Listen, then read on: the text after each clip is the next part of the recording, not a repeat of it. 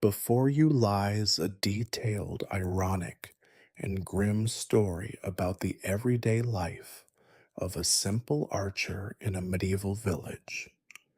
There is no place here for the romance of heroic deeds, lavish feasts, or knightly tales. You are about to encounter the harsh reality of peasant life, exposed down to its dirtiest and most painful details. Cold nights, constant hunger, hard labor, sickness, humiliation, and the never ending fear of threats from the outside world. But before you get comfortable, make sure to like this video and subscribe to the channel, and let me know in the comments which city you are watching from and what time it is for you. It is always interesting to see who has joined us. Now, get comfortable. We're about to begin. You wake up as you do every morning, not to the gentle light of the sun, but to the biting embrace of cold. There is no delicate morning mist here, only the persistent damp that seeps into every crack and fiber of your miserable little hut. You lie on your back, eyes half open, staring up at a sagging wooden ceiling from which a spider has decided to drop, thread by thread, directly above your face. The smell that greets you is a cocktail of old sweat, rotting straw, smoke, and the stale breath of whoever shared this space with you last night. It is possible, though you try not to think about it, that the sour tang you sense comes from yourself. Your bed is not a bed at all, but a heap of straw that was new last season, now blackened with time and alive with things you try not to notice. At some point in the night, half of the straw managed to climb into your shirt and trousers. You scratch at your scalp and discover, not for the first time, that straw in your hair is the least of your problems. Something small and quick darts beneath your hand. You sigh. Lice are as much a part of your daily life as hunger. You shiver. The only warmth you know is the kind you make yourself. There is a thin woolen blanket, inherited from your father, patched and threadbare, just thick enough to catch the cold air. You clutch it tighter, but it is no match for the chill that seems to creep up through the earth itself, through your bones, all the way to your teeth.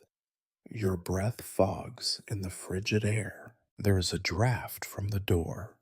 The planks do not fit properly, and you can see the pale sky outside through the gaps.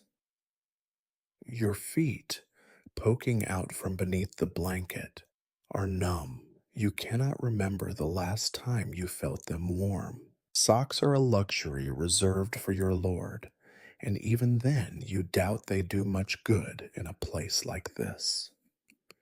You flex your toes and feel a sharp pain where a rat nibbled you in your sleep last month. The wound has not fully healed, but you do not complain. Complaining accomplishes nothing. Somewhere in the darkness, a cock crows. It is not yours. Your family's last chicken vanished in the night 2 weeks ago, stolen or eaten by foxes, or perhaps by neighbors. There are no fences in your village, only unspoken rules, and these break as easily as sticks in the night. You sit up, and your back protests. There is a dull ache in your shoulders, the result of yesterday's archery drills and the unforgiving dampness of your bedding. Stretching, you hear your joints pop, as if you are already an old man, though you are not yet even 30. The room is small, but it houses everything you own. Against one wall, a battered wooden chest locked with a bit of string. You keep your bow and a bundle of arrows there, as if that would stop a determined thief. On the other side, a heap of clothes, all equally dirty, and a chipped mug for water, cracked but still barely serviceable. Your boots, lying in the corner, are more whole than leather, but you will put them on all the same. You consider your possessions: a tunic, a pair of threadbare trousers, a woolen cap full of holes, and a single dull knife. You are not a rich man. You are not even a particularly poor man, just one among the many who survive, somehow, in a world that does not care if you do. You try to stand, but the straw shifts beneath you. You lose your balance and nearly step into a puddle of something you suspect was spilled last night, but you cannot remember. You right yourself and look around. In the corner, a pile of firewood, what little you managed to gather before the rains began, sits damp and sullen. There will be no fire this morning, at least not until you are sure there is enough for the evening, when the cold bites the hardest. As you move about the hut, the floor creaks, and a fat gray mouse scurries out of sight. You ignore it. Mice are your only guests these days, and at least they do not complain. You open the door a crack, letting in a gust of icy air and the sound of distant voices. You are not the first awake. Someone is already shouting at a stubborn ox in the yard. The village is a place of constant noise: babies wailing, women arguing, the rhythmic clatter of someone repairing a fence. Somewhere, a dog barks. It is all so familiar that you hardly notice it. You look out into the pale morning, draw in a breath that tastes of mud and smoke, and remind yourself this is your life. Not the life of a lord, nor even a craftsman, but the life of a working archer, a nobody in a village that is itself little more than a mud stain on the hem of the world. No one is coming to rescue you. There are no heroes here, only men and women who wake each morning to the same unchanging grind. But you are awake, and so the day begins. There is no such thing as privacy in your world. The walls of your hut are made of wattle and daub, sticks woven together and covered with a mixture of clay, straw, and manure. This means that not only do you hear everything, but you smell everything too. Every neighbor's argument, every infant's screech, every pot of cabbage left to burn. It all seeps through the thin walls and into your consciousness like a disease. You wake each day not alone, but surrounded on all sides by the ugly, unavoidable reminders of humanity's endless struggle.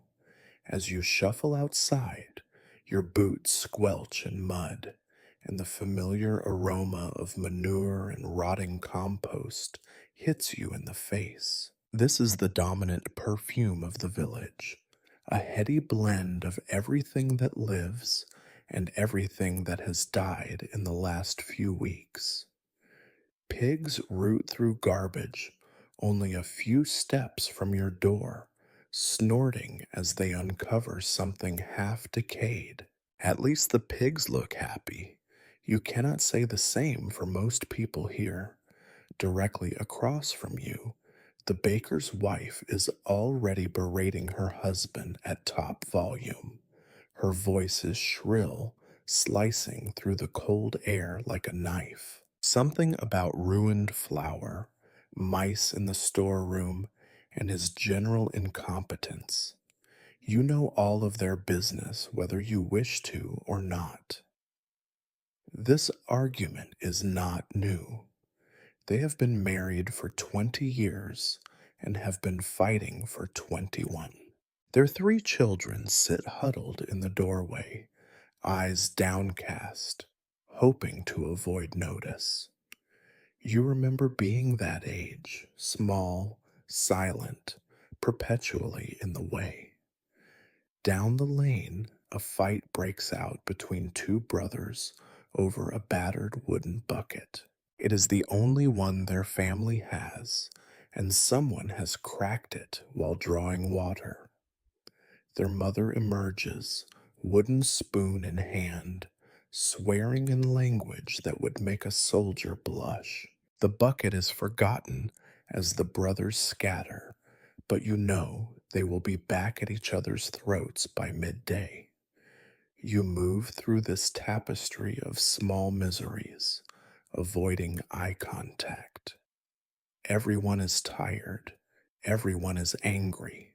There is never quite enough food, never quite enough warmth, never quite enough hope.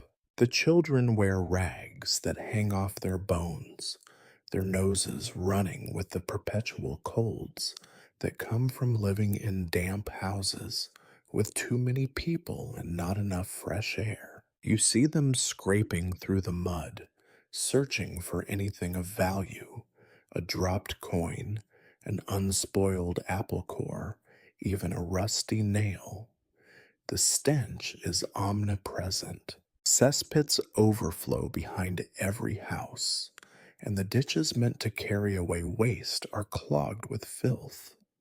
Rats thrive here, fat and fearless, darting across your path with impunity. Some of the older women say that rats are a sign of good fortune, but you suspect that is only because they have given up trying to fight them. You have become used to the smell, almost. Every now and then, it hits you afresh, sharp and acrid, and you gag. You envy the animals with their dull senses. The noise is constant. No one speaks softly.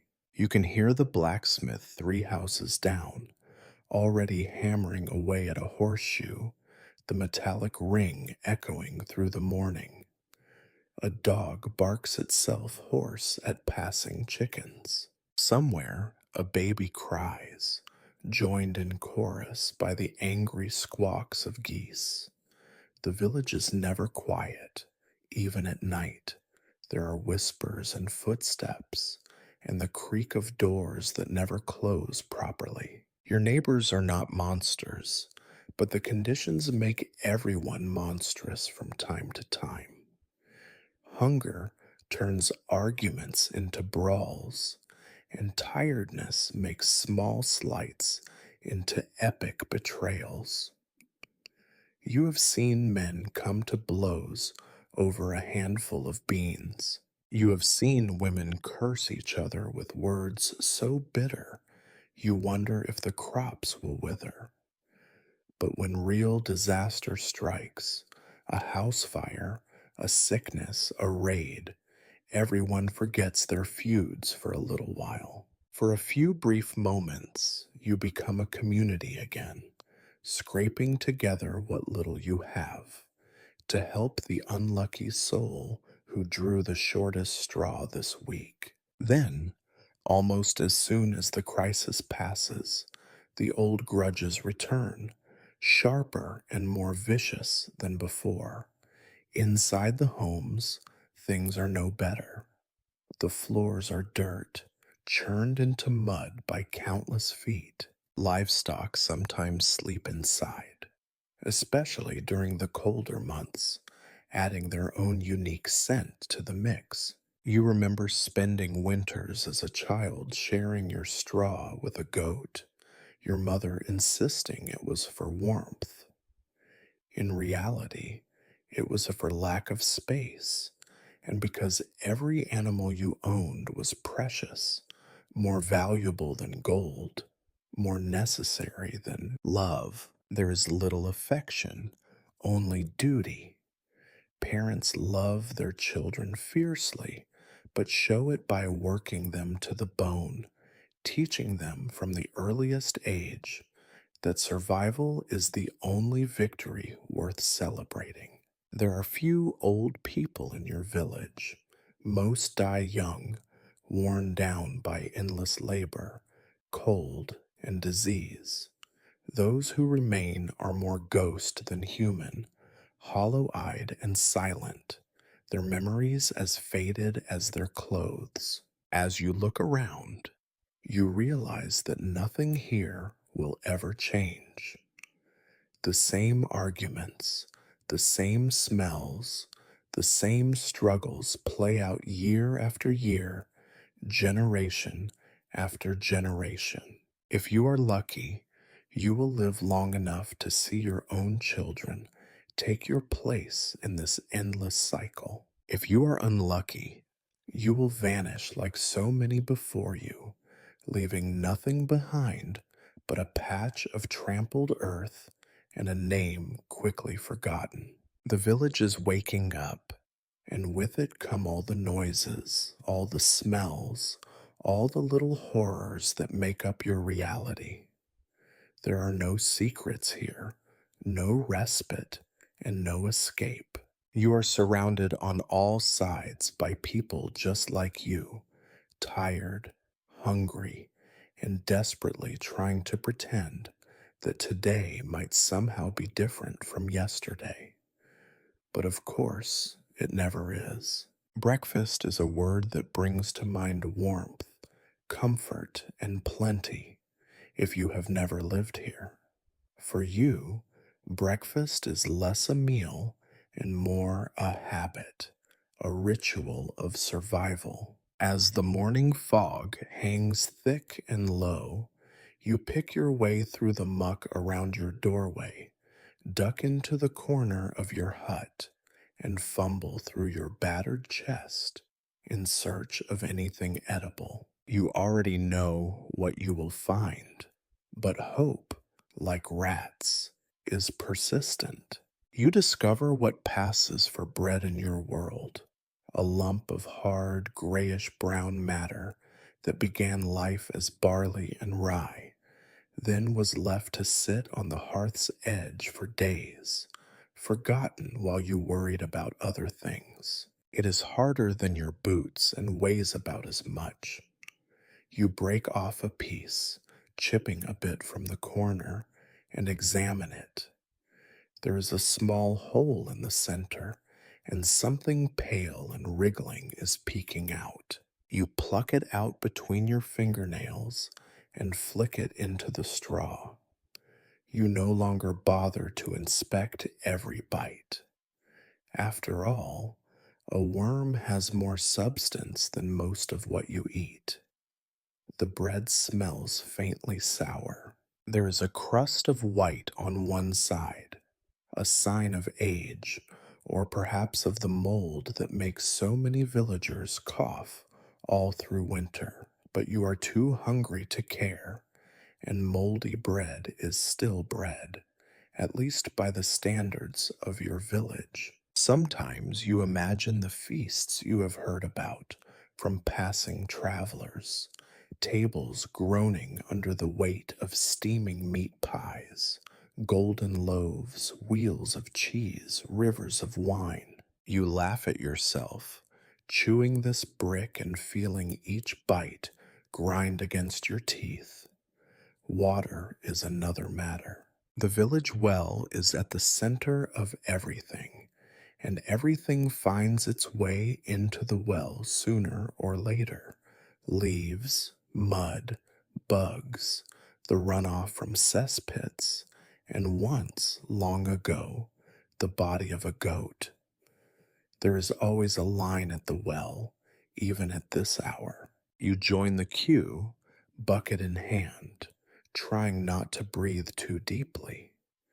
The ground is slick beneath your feet, trampled into a sludge by 100 pairs of boots. The stones around the well are slick with moss, and you wonder if one day you will slip and vanish into its depths, only to resurface in someone else's bucket. The water itself is cloudy, the color of weak tea, with a slick of green near the top. If you are lucky, the bucket comes up with nothing worse than a couple of water bugs floating on the surface. If you are unlucky, there will be something dead inside. Once, you remember, a neighbor found a drowned rat, swollen and pale, and simply skimmed it out before filling his own bucket. You do the same now, picking out a beetle and pretending not to see what looks suspiciously like a lump of fur. You are too thirsty to care. Your mug is chipped and blackened from years of use, but you drink anyway, tipping the water back and letting the cold liquid run down your throat. It tastes of earth, of metal, of rot. Once, as a child, you asked your mother why water should taste so bad, and she laughed, one of the rare times you heard her laugh, and told you that was the taste of life itself. Now you know better. It is the taste of everything that lives and everything that dies, all blended together in one muddy swallow. On rare days, there is more than bread and water. Someone might bring a handful of wild berries, or a single egg, or the rind of a turnip forgotten in the cellar. These are treasures, fought over and shared grudgingly. If a neighbor slaughters a pig or a chicken, the smell drifts through the village and drives everyone mad with longing. Sometimes, if you are very lucky, the village priest hands out scraps of cheese after a feast day, but usually those end up in the pockets of his favorites. You are not one of them. Today, it is only bread and water, as always. You sit on the step outside your hut, gnawing at the bread until your jaw aches, taking careful sips from your mug to wash it down. The sun is rising now, a weak gray smudge in the sky, not warm enough to dry the mud or drive away the biting wind. You watch as your neighbors begin their own breakfast rituals, the same hunks of bread, the same buckets of water. A few children argue over a single shriveled apple. One snatches it and takes a triumphant bite, grinning with brown teeth. Breakfast is not a time for talk. Everyone is too tired, too hungry. You eat in silence, listening to the sounds of the village coming awake, the slap of laundry against a rock, the clink of a spoon in a cracked bowl, the coughs that echo from every doorway. You chew and swallow and chew again, each bite as much about keeping your hands busy as filling your stomach. There is never quite enough, and you have learned not to think about the next meal until this one is gone.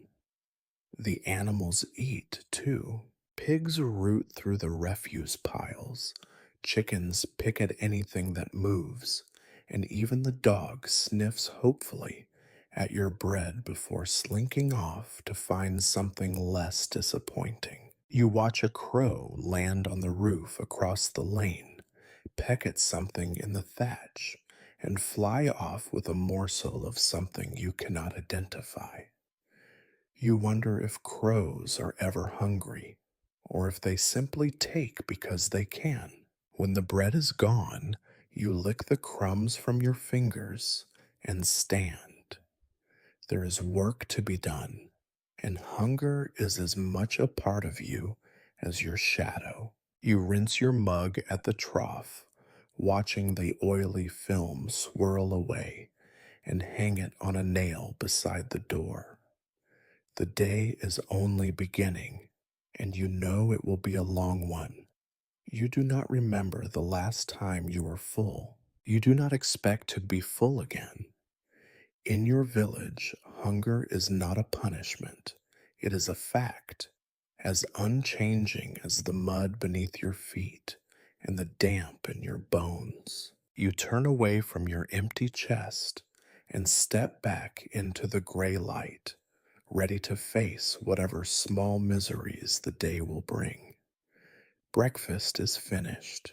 Survival continues. The first meal is behind you, which means you have no excuse left. Duty is not glorious here. It is simply what stands between you and a beating, or, if you are particularly unlucky, death. As the thin, sullen morning light seeps into your hut, you kneel by your battered wooden chest, the closest thing you have to a treasure trove, and begin the daily rituals that keep your life and body barely stitched together. Your bow is the first to command your attention, not because you love it, but because you must. It is long, curved, and plain, carved from a yew tree that grew stunted and bitter in the churchyard. You inherited it, like the blanket, from your father, and you suspect he inherited it from someone equally unremarkable. The wood is dark, pitted in places, and roughened where your hands grip it.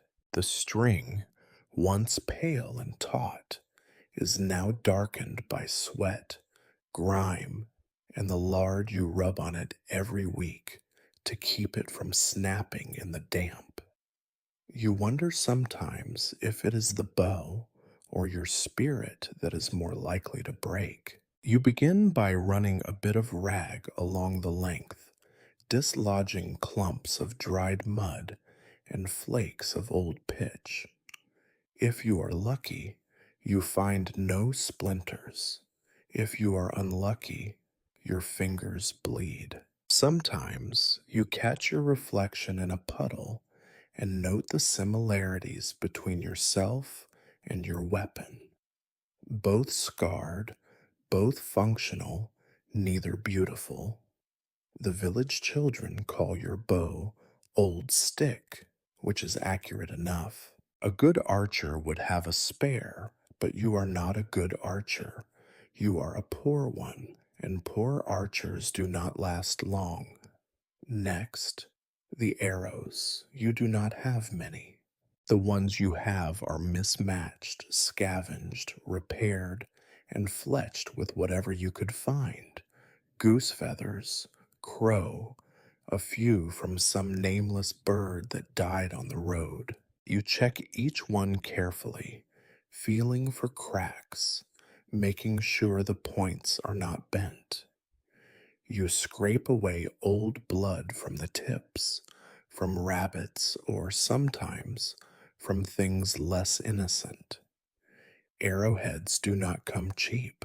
If you lose one in a hunt, you spend hours sifting through mud and brambles, praying to find it before someone else does. You once made an arrowhead from a bit of scrap iron, hammering it flat and sharp as best you could.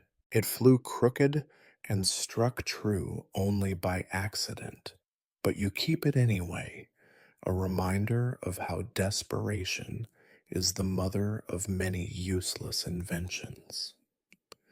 With the weapons tended, you turn to your clothes. They are neither warm nor clean. Your tunic, dyed a brown that was once green, is worn thin at the elbows and patched with scraps of linen that never quite match. The trousers are little more than a suggestion, holes at the knees letting in every draft and allowing mud to cake your skin. You pick at a seam coming loose, threading a dull needle with a bit of string you rescued from a broken sack. Stitch by stitch, you attempt to hold your life together even as it comes apart. Each patch covers not just a hole in the fabric, but a memory, a tumble in the brambles, a chase through the underbrush, a winter night spent shivering by a dying fire. You do not wash your clothes unless you must.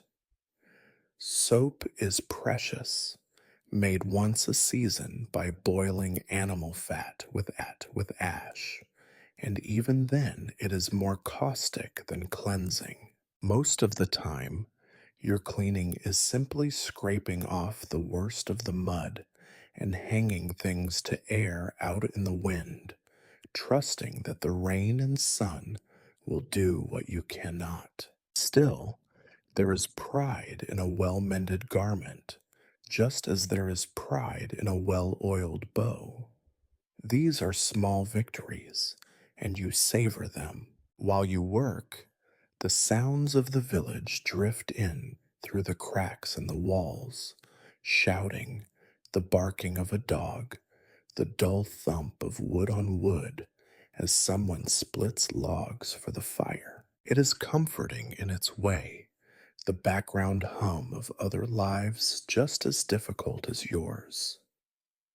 Every now and then, a neighbor passes by your door and glances in. Some nod, others do not bother. There is no time for pleasantries, not with so much to be done. Your hands are already rough, the nails broken and stained. You pause to pick a splinter from your palm, a souvenir from yesterday's gathering of firewood, and watch as a thin trickle of blood rises before being smeared away. Pain is an old companion. You feel it in your shoulders from drawing the bow, in your back from bending over chores, in your knees from years of kneeling on stone and earth. You do not complain. Complaints are for people who have something to gain. As you finish the mending, you think of the other tasks waiting for you. There are tools to sharpen, a leaking roof to patch, a pile of firewood to split. Each job is important, each is dull and repetitive. You sometimes wonder if this is all there is, an endless list of things falling apart, and your thankless attempts to hold them together. But you work on because the alternative is worse. You restring your bow, flexing it gently, and listening for the telltale creak that would spell disaster. Satisfied, you tuck it back in the chest and lay your mended clothes across the battered stool, hoping the damp will not return before nightfall. The sun is higher now, and the day is waiting for you, full of old routines, minor injuries, and the constant, grinding certainty that nothing will ever be easy. You stand, stretch your aching back, and prepare to step back out into the gray, hungry morning. The world is not kind to archers, nor to anyone really, but you are alive, and as long as your bow is strung and your clothes are patched, you have done enough. For now, after the ritual of mending and maintenance comes the ritual of training.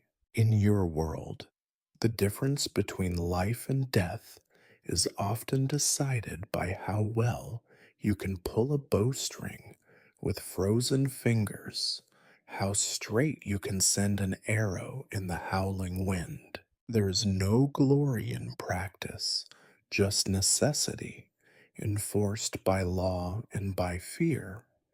The Lord demands his quotas of able bodied archers, and the price for falling short is a tally of bruises and an empty stomach. So, every morning, you drag yourself through the mud, bow in hand, to a battered stretch of common ground beyond the huts.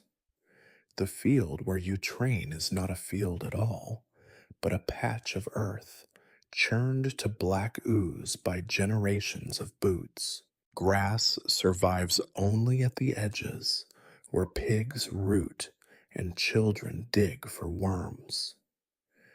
In the center, puddles mirror the colorless sky, and the sticky ground pulls at your boots with every step, threatening to swallow you whole if you hesitate too long. The air is thick with the smell of manure, sweat, and old rain.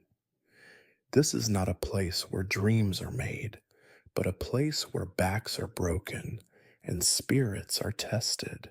You are not alone.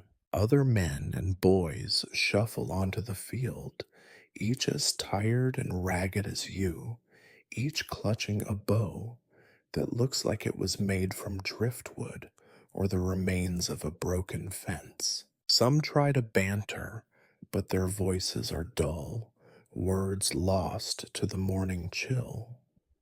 The youngest stare with hollow eyes, learning quickly that the fastest way to grow up is to watch how little joy their fathers take in the day's routine.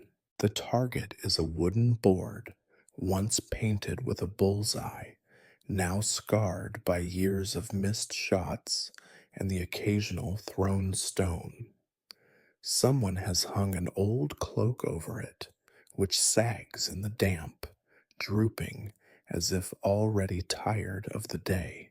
The Lord's steward is there, wrapped in a cloak of his own, arms crossed, expression fixed in a scowl. He shouts commands, his voice as grating as the blacksmith's hammer. Draw, loose, retrieve. You have heard these words so many times that they echo in your dreams. You knock your first arrow, feeling the familiar weight settle into your palm.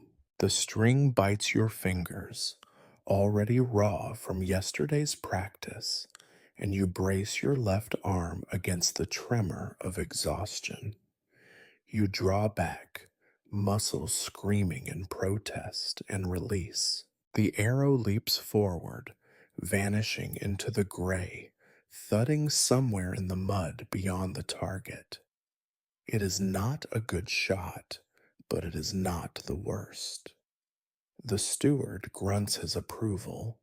At least you did not drop your bow or shoot your own foot. You draw again and again, the rhythm as relentless as the passing of seasons.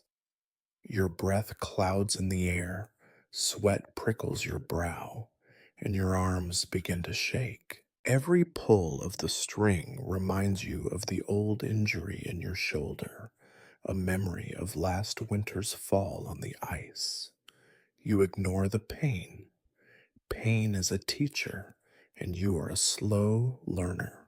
Blood trickles from your fingers, where the string has split the skin, mixing with the mud when you retrieve your arrows.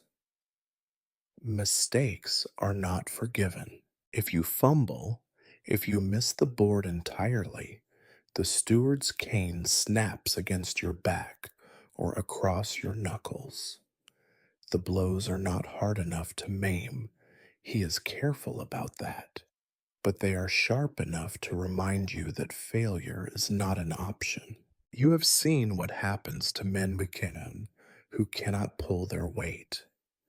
They are sent to the ditches to clean filth or pressed into labor on the Lord's lands, never to be seen again. Around you, others falter. The old men cough and wheeze, their hands shaking. The younger boys rub their faces, hiding tears of frustration and fatigue. No one offers comfort. There is no time for sympathy, only for survival. You grit your teeth and shoot again. The mud does not care. It sucks at your boots, splatters up your legs, soaks into your clothes until every movement is an effort. You remember a time when you thought the mud was fun, a place to play, to chase chickens, and dig for treasures. Now it is just another enemy, as relentless as hunger and as unavoidable as death. After what feels like hours, the steward finally calls a halt. You lower your bow, hands trembling, breath coming in short, painful bursts. Your arms are leaden, your back aches, and your stomach growls. There is no satisfaction in the work, only relief that it is done for now. You gather your arrows, wiping them clean on your already filthy trousers, and check for damage. One is split near the tip, another is bent. You sigh. There is no replacing them until next season's taxes are collected, and even then you are not likely to be at the top of the Lord's list. The steward leaves with a final warning, a reminder that tomorrow will be the same or harder if he feels you are slacking. The others drift away, silent, eyes downcast. No one talks about dreams of glory. No one boasts of skill. You all know that archery is not a path to riches, but a chore, like mucking out the pigsty or hauling water from the well. It is only ever enough to keep you alive, and sometimes not even that. As you trudge back toward your hut, legs heavy with fatigue, you wonder how many years you can keep this up. You wonder how many mornings are left before the pain in your shoulder wins, or your bow finally snaps, or your luck runs out. But you know you will be here again tomorrow, and the day after, and the day after that, because there is no other choice. Your boots squelch in the mud, your fingers stung with every heartbeat. The sun, weak and pale, climbs a little higher. Another day has begun, and you are already exhausted. You would like to imagine that after the morning's toil in the muck and cold, you might have a moment to rest. But no, your day, like every day, is subject to the whims and barks of those who rule over you, and the morning's end brings only new humiliations. Today, as almost every day the authority arrives, the village reeve, his face as pinched and sour as a half-rotted apple, with 2-minute arms trailing behind like crows waiting for a body to drop. He struts through the mud, careful to avoid the deepest puddles, eyes roving over you and your neighbors as if he is counting livestock. His tunic is only slightly less ragged than yours, but he wears it with a false pride, the battered badge of his office pinned crookedly to his chest. He is the kind of man who remembers every slight, every overdue tax, and who carries the Lord's threats as if they were family heirlooms. He calls the archers to gather, and you shuffle over, shoulder to shoulder with the others, mud caked on your boots, sweat still wet on your brow. You try not to meet his eyes. Eye contact is an invitation to be singled out, to be remembered, to be punished. His speech is always the same. The Lord demands more vigilance. The harvest is behind. Taxes are due. There are rumors of bandits in the woods, and of press gangs roaming the roads in search of young men to drag away for some distant war. You know these threats by heart. The reeve knows you know, but he recites them anyway, savoring his brief moment of power. He walks the line, peering at each of you in turn. His eyes settle on a boy barely into his teens, too young to draw a war bow, but old enough to fill a grave. He jabs a finger at the boy's torn tunic, sneering at the disgrace to the Lord's levy. If you cannot dress like a man, he says, perhaps you are not fit to stand with men. The boy's father steps forward, fists clenched, but says nothing. Everyone knows better than to speak out loud. One of the men at arms, armor dented, helmet pushed back on thinning hair, steps forward and glares. His hand rests on the pommel of his sword, a warning sharper than words. The reeve barks new orders. Patrols will double, archery practice will be twice as long, and any man found sleeping on duty will be dealt with. The threat is vague but clear. You have seen dealt with before: bruised faces, broken teeth, men limping for weeks. Someone behind you mutters a curse, barely audible. The reeve spins, demanding to know who spoke. No one answers. For a moment, the only sound is the cawing of crows from the village roof. The silence grows heavier until the reeve, not wishing to lose face, calls out a name at random, a man 3 doors down from you, known for his limp and his ill luck. The man steps forward, head bowed, and receives a sharp backhand from the nearest guard. He does not cry out, he simply nods, as if this is what he expected, then limps back to his place in the line. The authorities' work is not done until someone bleeds. There is a perverse relief in seeing it is not you, but it sours quickly. Next time it might be. The meeting ends with threats and promises of inspection, weapons, clothes, houses. You know this means more fines for those with patched roofs or empty pantries, more work for everyone, and less hope for the already desperate.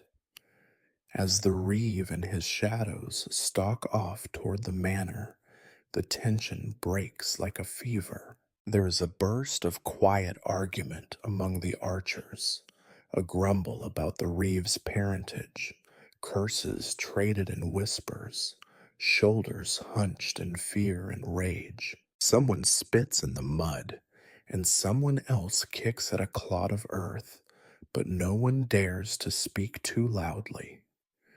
The memory of last year's flogging still hangs in the air, invisible but ever present.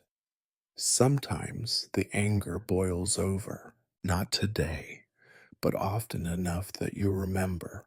A fist fight behind the smithy, a knife drawn in the shadows, blood in the dirt before sunrise. The reeve counts on your exhaustion to keep you docile, but there are always moments when someone snaps, when years of insult and hunger and cold outweigh the risk of punishment. You have seen it: a father striking the reeve's man with a log, a mother hurling stones after her son is taken for taxes. Such defiance is rare and always punished with interest. After the authority is gone, you gather with a few others under the sagging eaves of the alehouse, pretending to find shelter from the drizzle. Words are exchanged, low, bitter, dangerous words about the Lord, the reeve, the tax collectors, the endless quotas. You know that nothing will change. You also know that you must vent this poison somehow, or it will eat you alive. You look at your hands, scarred, dirty, calloused from bowstring and spade alike. These hands have learned to endure, to accept, to fight when forced. You clench your fists, and then you let them go. There is work to do, more than enough for one day, and the memory of the Reeve's words weighs on you like a stone. The meeting is over. Orders ring in your ears. Threats hang over your head. Fights simmer beneath the surface. It is just another morning in the only life you have ever known. The archers are not your brothers, but they are as close to family as you can expect from a world like this. You know them all by name and by reputation, by the way their footsteps sound in the mud, by the scars on their faces and the lines on their hands. Some have been here longer than you, others are new, drawn in by misfortune or pressed into service by the Reeve. You share the same duties, the same fears, and, perhaps most importantly, the same resentments. The day's work rarely passes in silence. There are too many men in too little space, all with frayed tempers and empty stomachs. Your company, if it deserves the name, gathers near the ragged fence that marks the edge of the village, waiting for orders or simply for something to break the monotony. Conversation is rarely friendly. It is sharp, quick, and often cruel, each man eager to remind the others of his own suffering, as if there were prizes for misery. Arguments start over anything: whose arrows are straighter, whose boots leak the least, who took the last turnip from the communal pot. Old insults are aired like dirty laundry, passed around and built upon until no one quite remembers where they began. You remember a fight that broke out over a rabbit. One man claimed it was his trap, another swore he set it. By the end, the rabbit was long gone, and both men were left nursing black eyes and cracked ribs. There is little room for trust among you. Any kindness is met with suspicion, any joke with a wary glance. If a man offers you bread, you check for mold. If he shares news, you question his motives. Everyone knows the rules. Today's friend could be tomorrow's rival, especially if the Reeve comes looking for scapegoats or the Lord's men need more bodies for a work crew. You have learned to keep your secrets close and your complaints even closer. Despite this, there is a strange kind of loyalty that grows among you. It is not friendship, not exactly, but an understanding forged by shared hardship. When the practice ends and the steward is gone, you sometimes gather by the dying fire behind the alehouse, nursing watered ale or gnawing the last scraps of bread. The talk turns to old battles, impossible dreams, and the endless unfairness of life. Sometimes someone laughs, a low, broken sound, but real enough. For a moment, you remember what it feels like to belong. Envy is a constant companion. The few who have better boots, a thicker cloak, or a sharper knife are eyed with open longing. You find yourself staying at the new archer's quiver, his arrows, straight and clean, obviously the work of a skilled fletcher from another village. You imagine how easily they would fly, how much more likely they are to find their mark. The man senses your gaze and hugs his quiver a little tighter. You look away, embarrassed, but the envy lingers, sour as old milk. It is not only possessions that breed jealousy. A man who jokes easily, who can charm the reeve into overlooking a missed practice, becomes the target of whispers. You remember the time one archer managed to woo the baker's daughter, how the rest of you watched, half admiring, half furious, waiting for him to fail. When he finally did, the relief was almost as strong as the disappointment. Violence is never far off. The smallest provocation can spark a fight. A shove in the practice yard, a careless insult about someone's mother, an accusation of theft. Fists fly, and sometimes knives, but most fights end quickly, broken up by older men who remember too well what the reeve will do if he finds blood on the ground. You have your own scars, reminders of nights spent with split lips and swollen knuckles. No one ever wins these battles. At best, you come away with your pride intact and your place in the pecking order secure for another day. There are moments of quiet, too, rare, precious, and always fleeting. Sometimes you share stories around a smoky fire, swapping tales of hunts and close calls, of winters survived and kin lost to fever or war. You remember one night when a storm kept everyone inside. You passed a battered jug of cider, each sip burning your throat, and for a few brief hours, the world outside seemed a little less cold. But morning always comes. The mud seeps back into your boots, the aches return to your joints, and the old arguments start anew. You glance at the men around you. Some you trust, most you tolerate, all of them as desperate as you are to carve out a little comfort in a world that offers none. You know their secrets, their weaknesses, their dreams, even if you would never say so out loud. Sometimes you wonder if things could be different, if you could all band together, rise up, change your fate. But the thought dies as quickly as it comes. There are too many wounds, too much mistrust, and the Reeve's shadow is always close behind.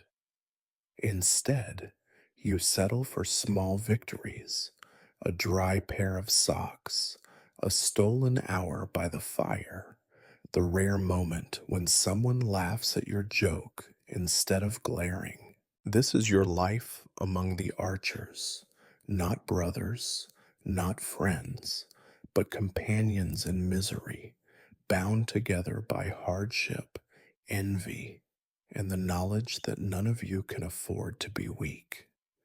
Tomorrow you will argue again. Tomorrow someone will fight. Tomorrow nothing will change. Clothing is supposed to shield you from the world, keep you warm, hide your shame, protect you from wind and rain. In stories, heroes ride out in fine cloaks, their shirts white and clean, their boots polished to a mirror's shine. In your world, clothing is just another kind of misery, a constant reminder of everything you lack. Every layer you own tells a tale of disappointment. Your tunic, once green, is now a color best described as mud. At the elbows, the cloth has worn away to a fragile fuzz, patched with scraps of old sack and bits of shirt traded or begged from others. Each patch is a different shade and texture, creating a jigsaw puzzle of poverty that announces itself wherever you go. You remember when your mother first patched your knee as a child. Now you are an adult, and nearly every seam is your own work. The thread is never quite right, the stitches never quite straight. You do your best, but the holes always come back, bigger than before. Underneath the tunic, you wear what was once a linen shirt. Now it is a thin, gray rag, more holes than cloth, the sleeves permanently rolled up because the cuffs are long gone. The trousers are the worst. Once they fit. Now they cling to your legs only out of habit and mud. At the knees, open tears let in every gust of cold air. At the seat, a patch threatens to come undone with every squat or step. You live in constant fear that one day, in the middle of a drill or a scuffle, your trousers will simply give up and split down the back, exposing you to the laughter, or worse, the scorn of the other archers. But it is not just holes. If only it were. Dirt is the true enemy, and you are losing. The days of the week are measured by the accumulation of grime. By Tuesday, the cuffs of your tunic are dark with mud. By Thursday, the knees of your trousers are stiff and cracking with dried earth. By Saturday, the whole ensemble smells of sweat, old smoke, and whatever else you have rolled in, fallen on, or slept through. Washing is a fantasy. Soap is precious, made from fat and ashes, and doled out once in a blue moon. Most days, you settle for beating the worst of the dust from your clothes with a stick and hanging them outside in the wind, hoping the rain will do what you cannot. Still, the worst is yet to come. In every seam, in every fold, there are tiny, living things. Lice are your most constant companions. They live in the armpits of your shirt, the waistband of your trousers, the edges of your blanket. They itch, they bite, and they multiply faster than you can pick them off. You have tried everything, scalding your clothes with water from the cauldron, dusting yourself with ashes, even sleeping by the fire, in the hope that the smoke would drive them out. Nothing works for long. You have watched the village healer pluck lice from her own hair and crush them between her fingernails with the air of someone shelling peas. Some archers say that lice are a sign of a hard worker, proof that you have no time for vanity. Others say they are a curse, sent by angry spirits or jealous neighbors. You know the truth. They are simply another part of being poor. You have seen the Lord's men, their cloaks brushed and shining, the fur at their collars free of pests. You dream of what it must be like to own enough clothes to change every day, to have a shirt for sleeping and a shirt for working, maybe even a pair of trousers with buttons instead of knots. But dreams are for night, and even then, lice keep you awake, crawling over your skin, biting at your ankles, your scalp, the small of your back. Occasionally, you burn a shirt or a pair of hose too far gone to mend. The smell of burning wool and lice is foul, but it is better than the alternative. To let the vermin crawl from your clothes to your bed, from your bed to your skin, from your skin to your soul. More often, you simply patch and repatch, hoping the worst holes hold a little longer, wishing for the day when you can afford a new tunic, or, failing that, a whole roll of thread. Unwashed things pile up in the corners of your hut. A blanket that once belonged to your grandmother, now stiff with filth. A pair of hose with holes at both heels, so patched that the original cloth is long gone. An old cap that smells of mold and something worse. You keep them because you must. In winter, when the wind howls and the cold bites deep, even a dirty blanket is worth more than gold. Shame is a luxury you cannot afford. You have seen better dressed men mocked for a stain, a loose thread, or a tear. Here, no one expects perfection. What matters is surviving another day, another week, another year, no matter how many patches it takes, no matter how many lice you carry, no matter how much filth cakes your skin.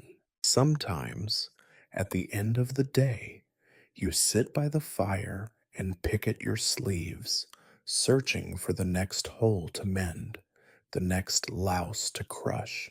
You imagine a life where your clothes are whole, your body clean, your sleep undisturbed by itching and scratching. Then the fire dies down, the cold creeps in, and you pull your patched tunic tighter around your shoulders. This is your armor against the world. It may be thin, it may be filthy, it may crawl with life, but it is all you have. When your duties as an archer are briefly done and the authority has barked its orders, you return to another set of obligations, ones that feel less heroic and even less rewarding. The household chores, the never ending labor of keeping both yourself and your pitiful piece of the world alive, await. In the songs, the peasantry tends their farms under gentle sun and sings with the larks. In your reality, it is all mud, stench, and bloodied hands. First comes the livestock. In your case, this means a pair of scrawny chickens and a goat that looks old enough to remember the plague. They are your most precious possessions, not because they are fine specimens, but because they are alive. Every morning, you trudge to the sagging pen behind your hut, cursing the cold mud that seeps through your split boots and into your bones. The chickens are always awake before you, scratching and pecking at the thin, brown grass, their feathers matted from last night's rain. You throw them whatever scraps you have, moldy crust, a handful of oats if you can spare it.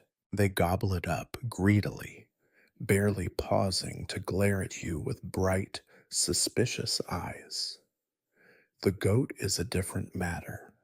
She has the temperament of a drunken reeve and the appetite of a minor nobleman. She chews her way through anything: hay, old clothes, bits of rope. Once you caught her gnawing at the corner of your own blanket. You have to check her pen for gaps and loose boards daily. If she escapes, you will spend hours tracking her through the fields, cursing and praying she does not wander into someone else's cabbage patch. If she does, you will owe more in fines than the goat is worth. She greets you with a bleat that sounds more like an insult, and you answer with the same. Together, you are a portrait of rural harmony. Livestock brings with it another, less charming companion: dung. The ground behind your hut is never dry. Every step squelches. Your boots are never clean, no matter how much you scrape them. Chicken droppings, goat pellets, the runoff from the manure heap. Everything mixes into a pungent stew that coats your feet, your tools, your soul. Twice a week, you try to shovel the worst of it into a pit at the edge of the village. By midday, your hands are cracked and brown, and the smell seeps into your skin so deeply that no amount of scrubbing will drive it out. You see people wrinkle their noses when you pass. You know they stink just as badly. Sometimes you wonder what it would be like to have more animals, a cow perhaps, or a sturdy pig. But you also see what more animals mean: more mouths, more filth, more worries. Your neighbor who owns a cow spends every morning cursing as he wades through a lake of slurry to milk her, his hands red and chapped, his back permanently bent. On feast days, he boasts of the cream, but on every other day, he mutters about the endless, unglamorous battle against waste. The chores never end. After the livestock, you tend the garden patch, if the weather allows. The soil is thin, stones work their way up every spring, and weeds sprout as fast as you can pull them. You spend hours stooped over, fingers numb and nails packed with dirt, hunting for the promise of carrots, onions, or a stunted beet. Every so often, you unearth something unexpected: a stone shaped like a heart, an old shoe, a beetle the size of your thumb. None of these are edible, but you keep the stone anyway, for luck. Inside the hut, chores take on a different flavor: one of smoke, ash, and the lingering tang of spilled ale. The floor is never clean. The rushes meant to absorb mess are trampled flat and mixed with crumbs, feathers, and the odd mouse dropping. You sweep them out and replace them with fresh every few weeks, but within a day they look the same. The fire needs tending, its hearth choked with the ash of last week's wood and the bones of last night's dinner, if you were lucky enough to have meat.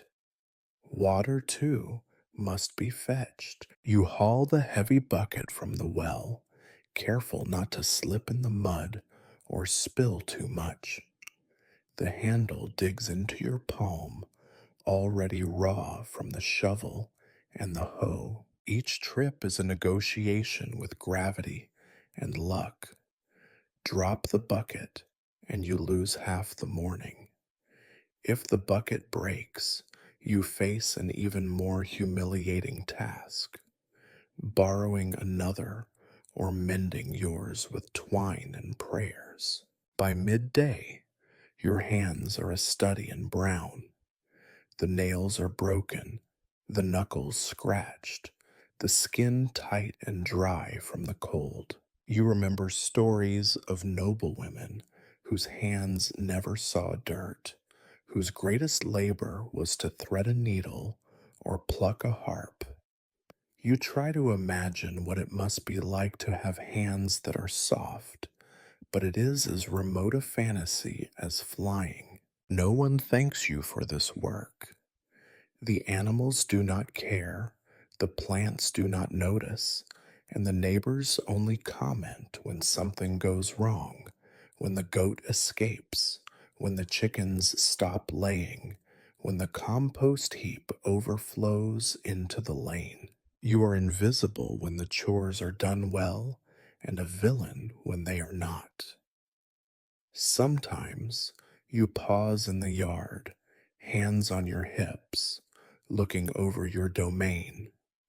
It is not impressive. A patch of dirt, a sullen goat, two chickens, and the eternal mud. But it is yours, and for now, it is alive. Your stomach rumbles, your hands itch, and there are more chores yet to do: wood to chop, tools to mend, water to fetch again. The day stretches ahead, gray and endless, and your only certainty is that by the time the sun sets, your hands will be even dirtier. This is your kingdom, and this is your throne, standing ankle deep in dung, with hands too filthy for comfort and too busy for pride. There are tales of medieval feasts, long wooden tables creaking beneath the weight of roasted boar, glistening pies, wheels of golden cheese, platters of fruit, and goblets brimming with wine. Those tales have nothing to do with your life. Your experience of food is defined by monotony, disappointment, and an ever present gnawing in your belly. Preparing a meal, if it can be called that, is as unromantic as every other aspect of your existence. It begins with the search for ingredients, a daily exercise in disappointment. You check your stores, a sack of barley that never seems to diminish, not because it is bottomless, but because it is so hard and unyielding that you eat it as slowly as possible. In a small cloth bag, there might be a few onions, shriveled and soft. A single head of garlic hangs from a rafter, more symbol than sustenance. Sometimes you find a piece of dried fish, forgotten beneath the rushes, its odor sharp enough to sting your eyes. There is no meat except on the rarest occasions. Even then, it is usually something tough and stringy, like the old rooster who finally stopped crowing, or the hare a neighbor's dog dropped on your doorstep. Most of your meals are porridge or thin soup, gruel made from whatever can be boiled, stretched, or mashed. Today, it is the same as yesterday: barley simmered with the last onion, a pinch of salt, and enough water to fool yourself into thinking the pot is fuller than it really is. Lighting the fire is the first trial. The wood is damp, the smoke is thick. You crouch by the hearth, coaxing a reluctant flame with your breath and bits of straw. Your eyes water, your hands, already cracked and stinging from the morning's work, sting anew as you feed the fire, rearrange the pot, and hope you do not burn what little you have. Sometimes the smoke is so bad that your hut feels more like a kiln. It clings to your clothes and hair, adding its own flavor to the day. While the pot simmers, you wait. There is always waiting. You watch the water bubble, listen to the hiss and spit of the fire, poke at the pot with a stick to keep things from settling and burning. Hunger makes every minute drag. You catch yourself enjoying at the surface of the gruel, as if you could will it to thicken into something more satisfying. It never does. The chickens cluck outside, scratching in the dirt for bugs, and you envy their variety. When at last the food is ready, you ladle it into a battered wooden bowl. The porridge is gray, lumpy, and smells faintly of smoke and onions. Sometimes you close your eyes and pretend it is something else: a rich stew, a slice of pie, a loaf of fresh bread, but the illusion never lasts.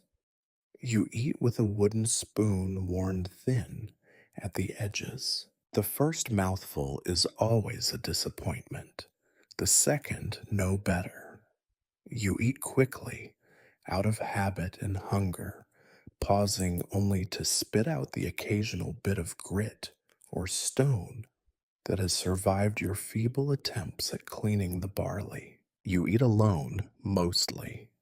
Sometimes a neighbor might join you, trading a cup of weak ale for a handful of porridge. Conversation is brief, muffled by chewing and the knowledge that there is little to say. On rare days, a child might bring news from another part of the village. Someone's goat is missing. The reeve is demanding extra eggs. A stranger was seen on the road. These tidbits are swallowed alongside the meal, their flavor no more memorable than the soup. You scrape the bowl with the spoon, gathering every last drop. There is never enough. You imagine what it would be like to eat until you are full, to push a bowl away half finished, to have leftovers to feed to a dog.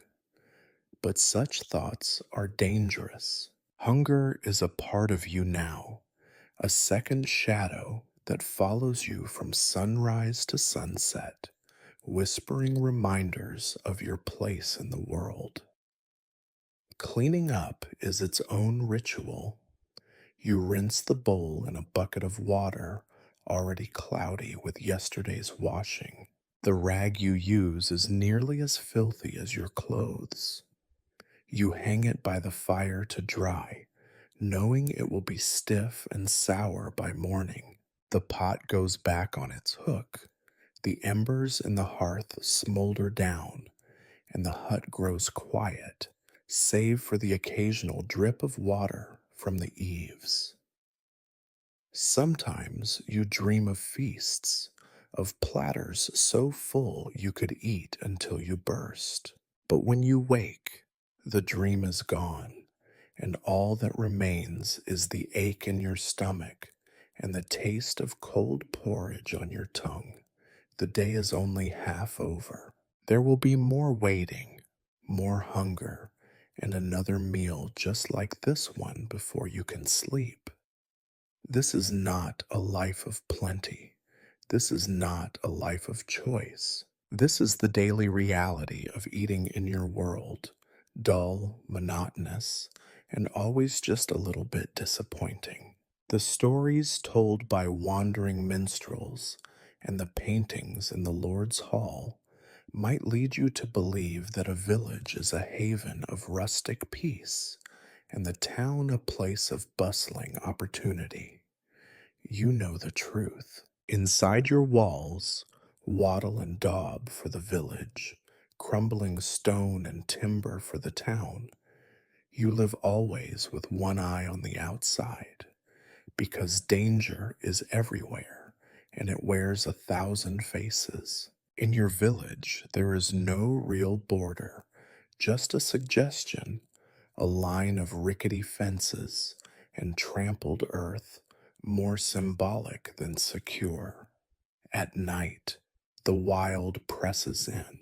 You have heard the wolves, their howls rolling down from the dark forest like a tide of dread. Sometimes, in the morning, you find feathers in the mud and nothing else where a chicken used to be. You see the tracks of foxes and badgers and the heavier, unmistakable prints of men who have no business in your fields.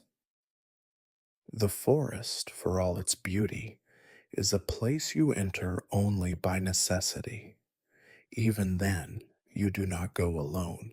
You remember the stories, the farmer who vanished while checking traps, the girl who went out for firewood and did not come back. You have seen the aftermath of a bandit raid, fences broken, a door hacked from its hinges, blood in the grass. You have stood in a crowd, silent and grim, as the reeve counted the missing, and the Lord's men promised vengeance that would never come. When dusk falls, you bar your door and hope you are not the next name whispered in the dark. But the village is not alone in its dangers. The town is louder, busier, and no less perilous. When you visit, on market days or when summoned for practice, you clutch your purse, such as it is, to your chest. The streets are narrow, choked with refuse and animals and people in equal measure. You step carefully, for fear of slipping on something unspeakable.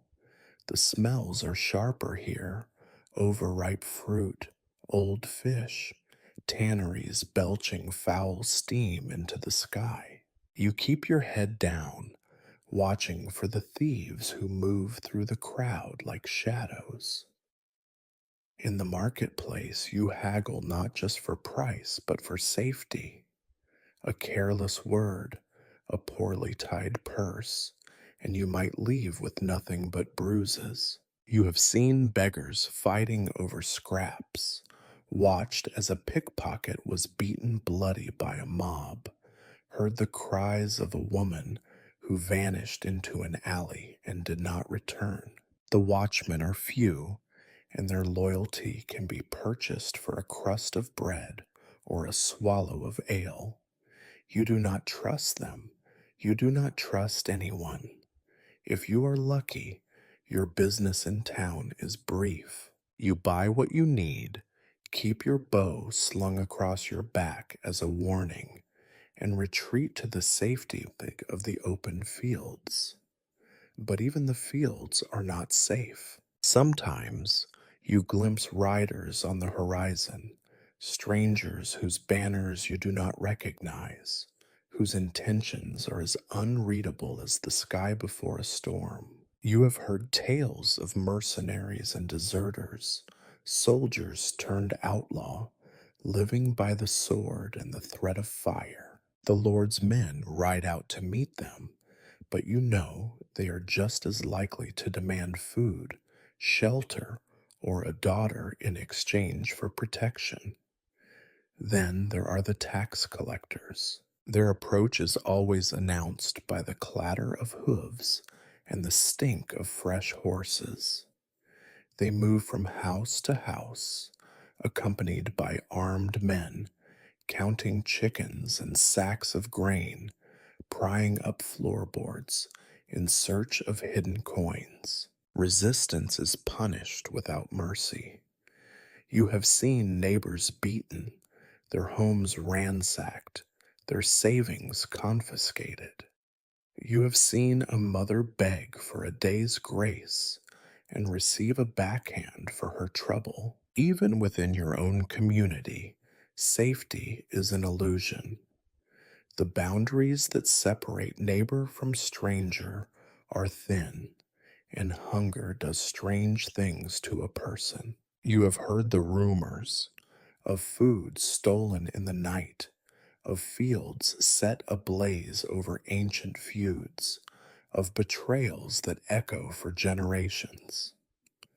Once, you caught a boy trying to take eggs from your hen house. He ran when you shouted, but you knew who he was, and you knew you could just as easily have been in his place. You envy the animals sometimes, their simple lives governed by hunger and instinct. But you also fear the fate that awaits them, caught, killed, and forgotten. You see yourself in the chickens pecking at the dirt, in the stray dogs skulking in the shadows, always wary, always searching for the next meal, the next threat. There are good days when the sun is warm and the world feels briefly safe, when the worst you face is a broken fence or a fox in the henhouse. But those days are rare, and you have learned not to trust them. Danger, like hunger, is always waiting, just outside the door, just beyond the edge of the firelight, just out of sight. You tell yourself that vigilance is enough, that you are clever, careful, strong. But you know that luck is the only real defense, and luck, in your experience, is just another word for survival. So you keep your bow close, your door barred, and your trust locked deep inside. The world outside is full of dangers, and you are never far from its teeth. Even in a life dominated by routine and the daily demands of survival, your mind sometimes wanders to what might come next. It is the evening now, and the world outside your hut has faded to gray. The chores are done, the animals are fed, the pot is scrubbed, and there is a rare sliver of time before darkness tightens its grip and another round of uneasy sleep begins. This is when talk turns, inevitably, to the future. You gather with your fellow archers by the weak glow of a dying fire, the smoke stinging your eyes, the heat barely enough to warm your fingers. Someone produces a jug of thin ale, and for a few minutes you share it, passing it from hand to hand, careful not to let a drop spill. The taste is bitter, but it is company more than drink that keeps you here. Words are cheap, but they fill the silence and distract from the cold and the hunger. The conversations are rarely cheerful. Despair sits heavily over the group, and it is hard to keep your thoughts from turning black. Someone always starts it, a sigh, a muttered curse, a complaint about the taxes, the reeve, the weather, the price of bread. You listen as a neighbor, one with more gray in his beard than hair on his head, explains, not for the first time, that things were better when he was young. He tells stories of summers that lasted forever, of harvests that filled the barns, of a village where no one went to bed hungry. No one believes him, not really, but you nod anyway. It is comforting to imagine that things were once different, even if only in memory. Then comes the anger, rising up from the embers like a sudden wind. Another archer, younger and quick tempered, slams his fist on his knee and curses the Lord, the reeve, the whole rotten world. Why do we let them do this to us? He demands, though no one answers. You have all asked this question in one form or another countless times. The anger is like a fire. It flares hot, burns for a few minutes, then gutters out, smothered by the reality that nothing ever changes. You remember the last man who spoke too loudly, who let his rage get the better of him. The next day, the reeve found a reason to make him disappear. Since then, everyone is careful. Anger is shared, but never acted upon. Despair and anger are old companions. Hope is the stranger that sometimes sits at your fire, shy and unwelcome, but persistent. There is always someone, usually the youngest or the newest arrival, who tries to offer a different vision. Maybe the next harvest will be better. Maybe the Lord's son, rumored to be kinder than his father, will inherit and bring change. Maybe the war in the next county will end, and there will be work for those willing to travel. You want to believe these things, but you have learned not to trust hope too much.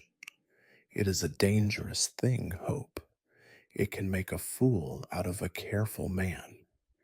Yet even you cannot completely smother the small spark that hope provides. You remember the stories told by your parents of relatives who escaped to the city and found work, of a distant cousin who joined a merchant caravan and sent back coins. You have heard rumors of land in the east, cheap and rich for those brave enough to seize it.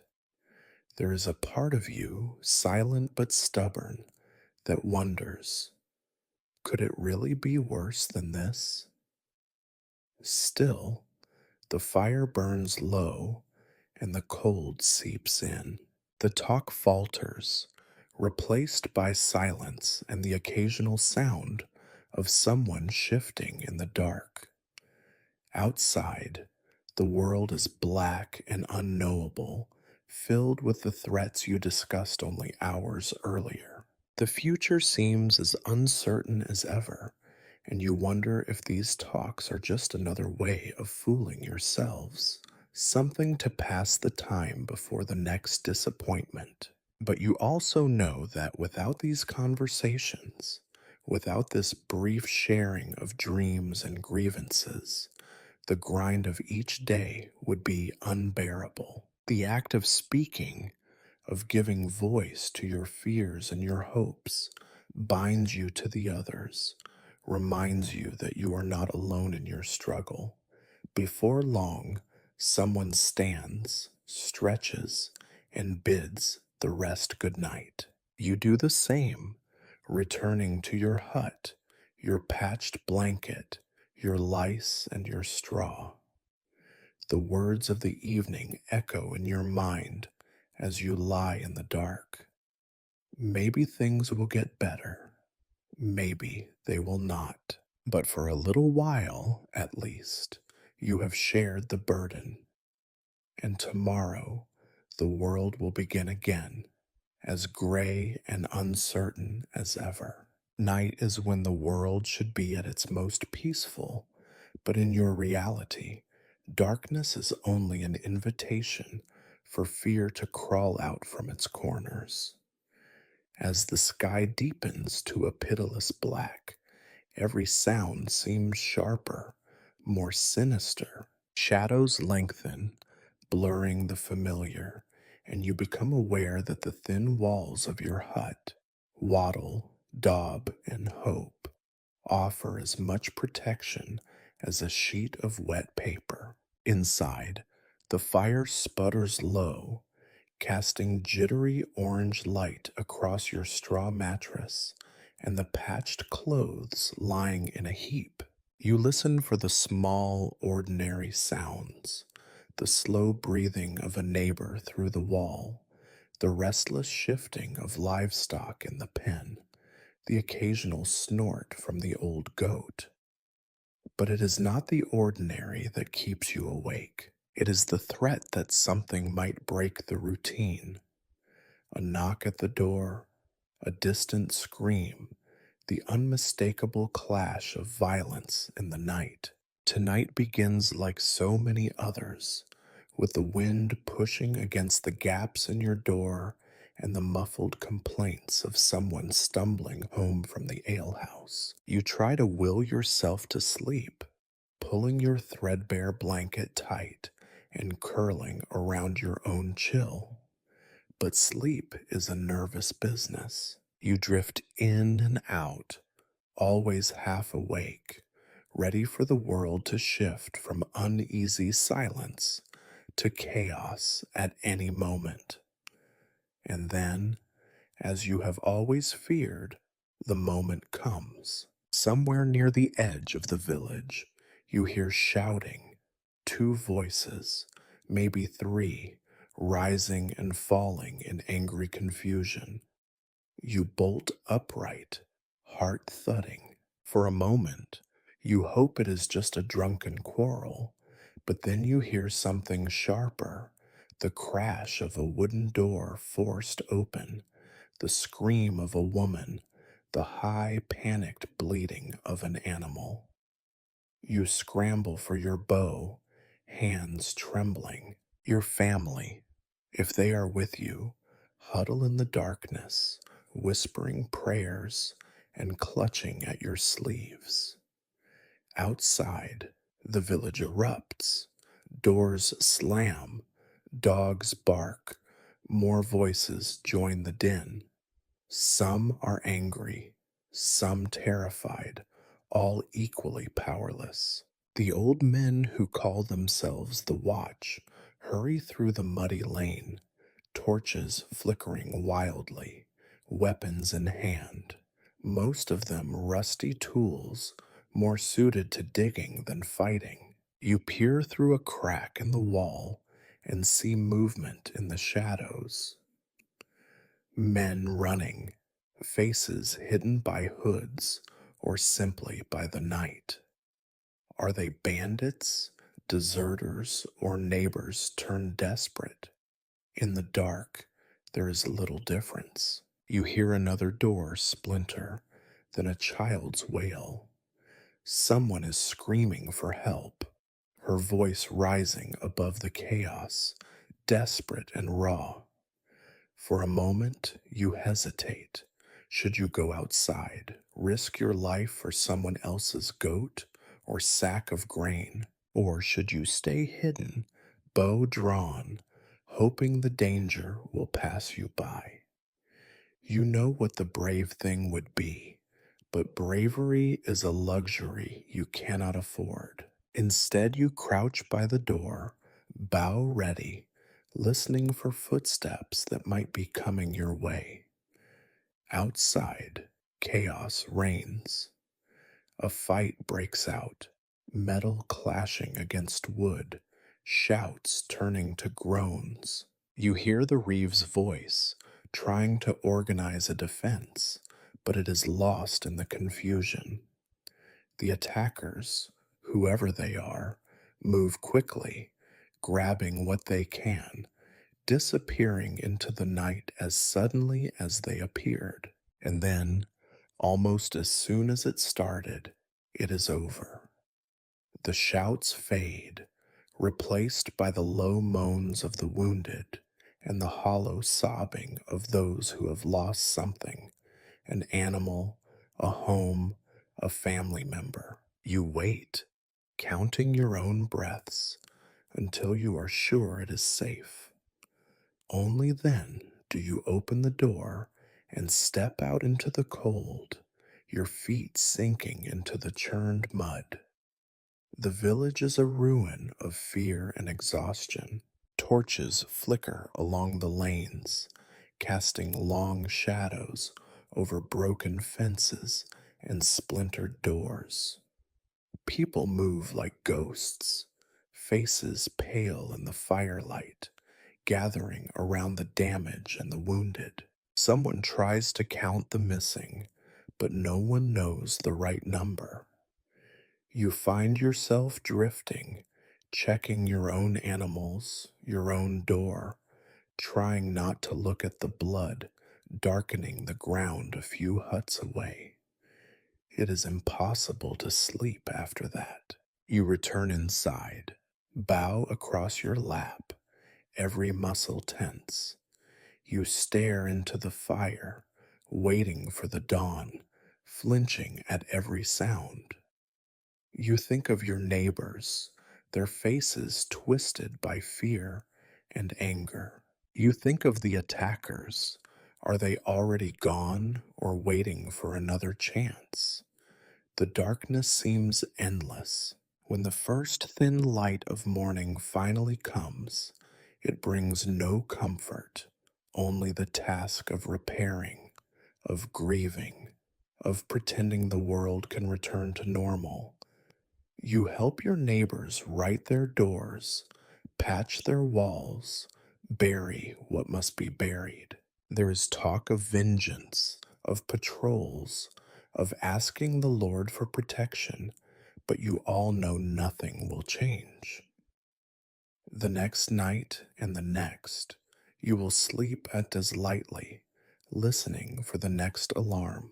This is the truth of your nights, a cycle of fear and fragile hope, broken by the knowledge that the only thing between you and disaster is luck, and perhaps a well strung bow. Stories about love in the old ballads always paint a picture of stolen glances across the mead hall, of knights serenading their sweethearts beneath the moon, of secret trysts among rose bushes in the Lord's garden. In your world, love is something altogether different. For the peasant archer, love is as practical and unromantic as the rest of life. A quick tangle in the straw, a muted exchange of comfort, a way to forget the cold for a few minutes before the next day's miseries begin. Your personal history in such matters is as patched and threadbare as your clothing. There was no courtship, no carefully crafted poetry. If you are lucky enough to have someone to share your hut and your bed, it is less a triumph of the heart than a contract of survival. The winter is long and the straw is thin, and it is better to have a body beside you than to shiver alone. Affection is shown in small ways. A half of a hard boiled egg offered, a blanket pulled over two shoulders instead of one, a quiet moment by the fire when no one else is looking. The actual business of intimacy is brief and never as secret as you would wish. The walls are thin, and privacy is not something your station in life affords you. Every sigh, every grunt, every whispered word is audible to the neighbors. Sometimes, when the wind howls and the animals are restless, it is possible to pretend that the world outside does not exist. But more often, the distractions are endless. A chicken flapping its wings, a child snoring in the corner, a draft that sneaks under the door at the worst possible moment. There is little time for romance. By the end of the day, your body is sore, your hands raw, your mind exhausted. Desire is not a fire, but a dull warmth, quickly spent and rarely rekindled. When it is over, there is no lingering embrace, no dreamy conversation about the future. There is only the business of rolling over, pulling the blanket tight, and trying to snatch a few moments of sleep before the next interruption, a crying child, a neighbor's cough, or worse, the sudden clamor of alarm outside. Children are a frequent consequence, planned or not. Each birth is met with a mixture of joy and dread, another mouth to feed, another body to clothe, another soul to pray for. You have seen too many children fail to survive their first winter, taken by fever, hunger, or bad luck.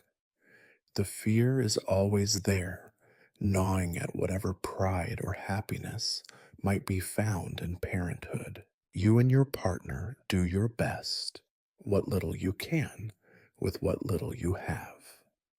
Sometimes, when the sun is high and the work is done, you catch a glimpse of what might have been. A rare smile, a shared joke, a memory of a simpler time. But even these moments are colored by fatigue, by the relentless press of obligation. You think of the stories of lovers fleeing to the city, of happy endings, and you cannot help but laugh, soft and bitter. There is no escape, no wild romance.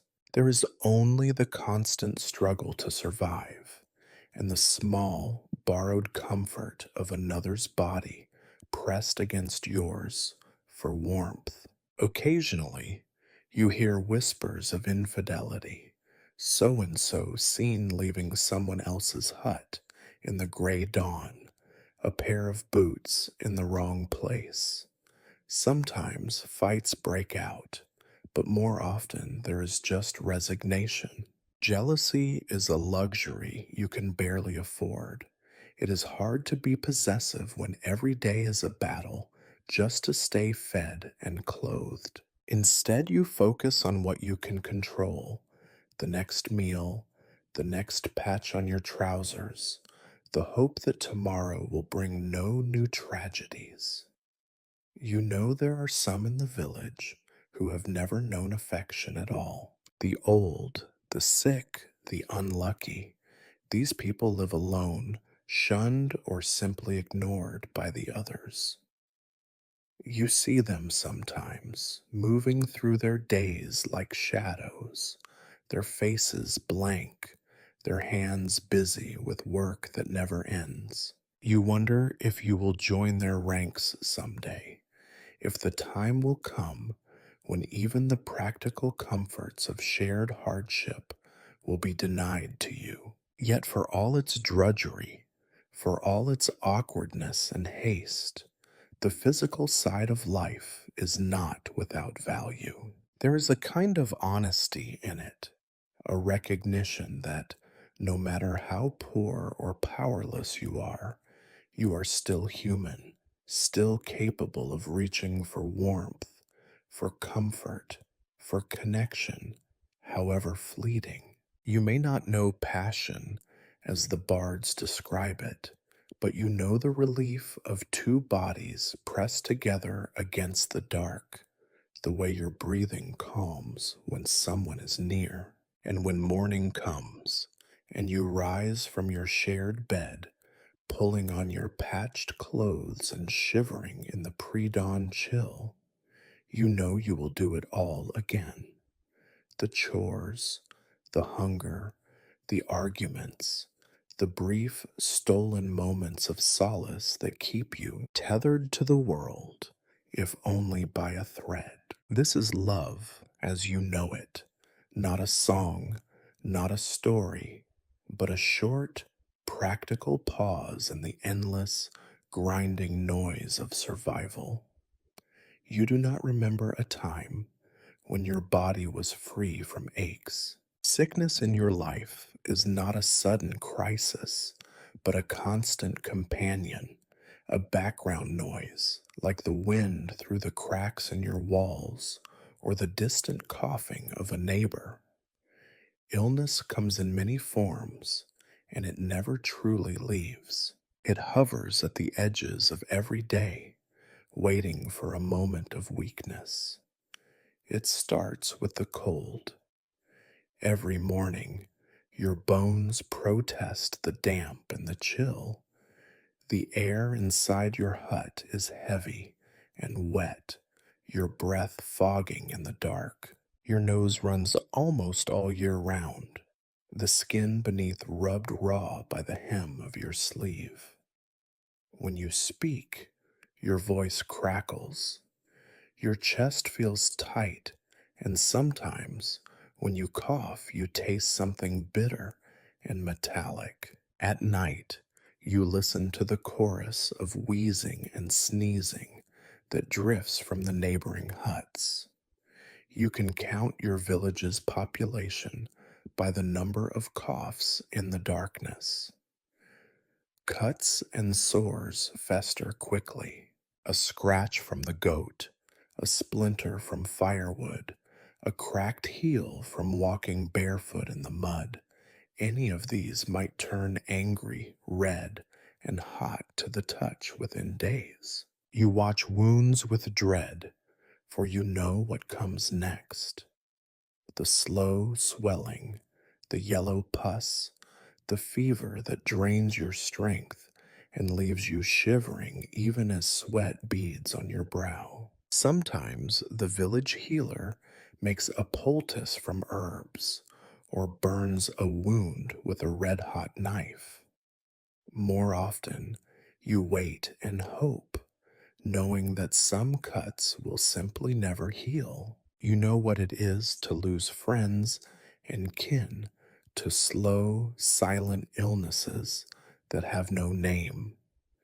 Children vanish in the night, their bodies too weak to fight a cough that lingers for weeks. Old men sit in the sun and fade day by day, eyes dimming, hands growing still.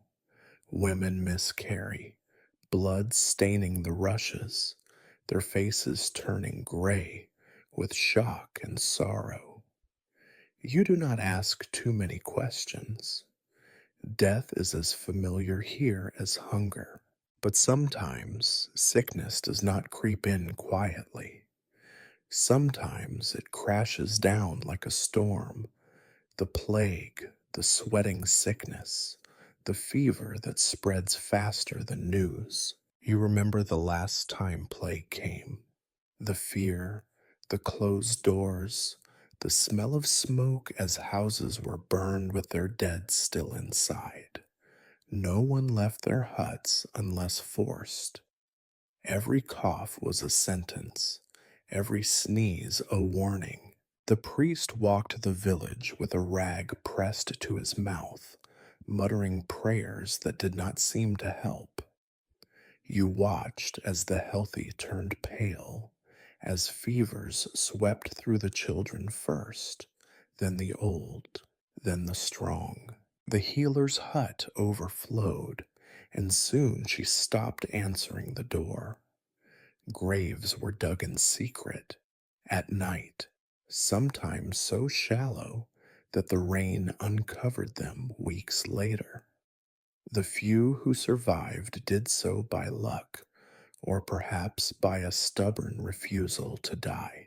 When the sickness passed, those who remained gathered to count the losses, but even then you knew that not all wounds were visible.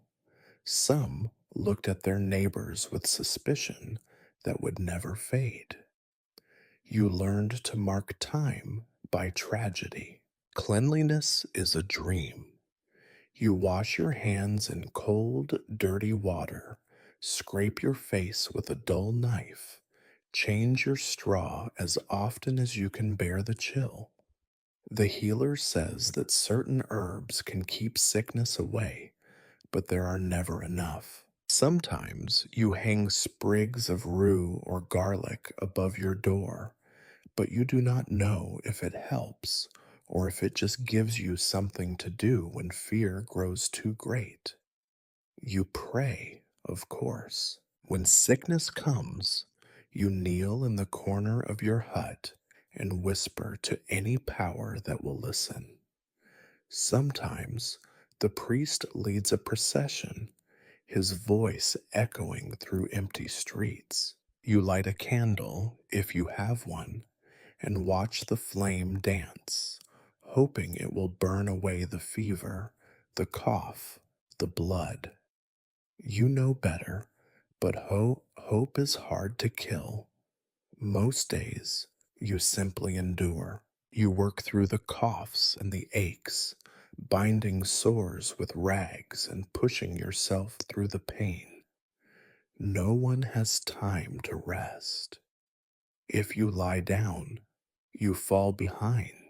If you fall behind, you starve. Sickness is just another kind of hunger, a thing to be fought, a thing to be ignored as long as possible. But there are moments, in the silence before dawn or the hush after a funeral, when you wonder how much longer you can last. You see your reflection in the water and do not recognize the hollow eyes, the pale skin, the scarred hands. You think of all the stories you were told about brave knights and strong heroes, and you laugh, a hollow sound, quickly swallowed by the wind. Here, in the real world, survival is not about strength or courage. It is about endurance, about taking the next breath, the next step, the next bitter mouthful. Illness is just one more weight you carry, one more shadow in a world already full of them. When you wake up coughing in the night, you pull the blanket tighter, say a prayer, and hope that tomorrow you will wake it all. Faith in your world is not a matter of quiet contemplation or beautiful stained glass cathedrals. It is something muddy and complicated, a desperate mixture of ritual, fear, and flickering hope, another tool in your struggle to survive. Religion is everywhere and nowhere. The church bell rings, calling you to Mass, and you go, not because you expect salvation, but because absence is noticed and questions are dangerous. The church itself is no grand place, a squat stone building that smells of mildew, packed earth, and smoke from 100 candles guttering in the drafts. Inside, the benches are as hard as your bed. The cold seeps up through your boots, and your thoughts wander as the priest drones on in Latin, his words as distant as the heavens themselves. You cross yourself dutifully, murmur the prayers you half remember, and try to stay awake. The stories the priest tells of saints and martyrs sound a lot like the lives of people you know, just with better endings. Confession is a routine, a box to be checked. You line up behind your neighbors, waiting your turn to whisper the same old sins: envy, anger, petty theft, an unkind word. The priest listens, eyes heavy lidded, handing out penance like stale bread. Sometimes you wonder if he listens at all, or if he, too, is just waiting for the end of another day. But faith, real faith, is less about the church and more about the things that happen outside its walls. When a child is sick, when a storm threatens the harvest, when a shadow flickers at the edge of the woods, you find yourself bargaining, promising to attend more services, to give up a coin or a bit of bread, if only the danger will pass. You light a candle in the darkness and watch it sputter, willing its glow to be an answer. You are surrounded by superstition, old as the hills, and just as stubborn.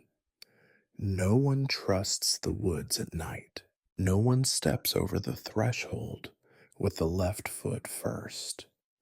There are words you do not say aloud, days when work must stop, charms to be hidden above the door or beneath the hearth. Sometimes you catch yourself following these rituals without thinking, making the sign of the cross when you hear a dog howl or tying a red thread around your wrist before a long journey. You do not know if these things work, but you know better than to tempt fate. The village has its own kind of faith, faith in stories, in signs, in the wisdom of the old women who remember every ill wind and every hard winter. You go to the healer not just for herbs, but for advice on dreams, for charms against the evil eye. She tells you to keep iron near the bed, to hang garlic from the rafters, to sprinkle salt at the door. Sometimes, when things are especially bad, you visit the cunning woman at the edge of the village, a figure of suspicion and necessity. She mutters incantations, ties knots in twine, reads fortunes in the entrails of a chicken or the patterns in spilled flour.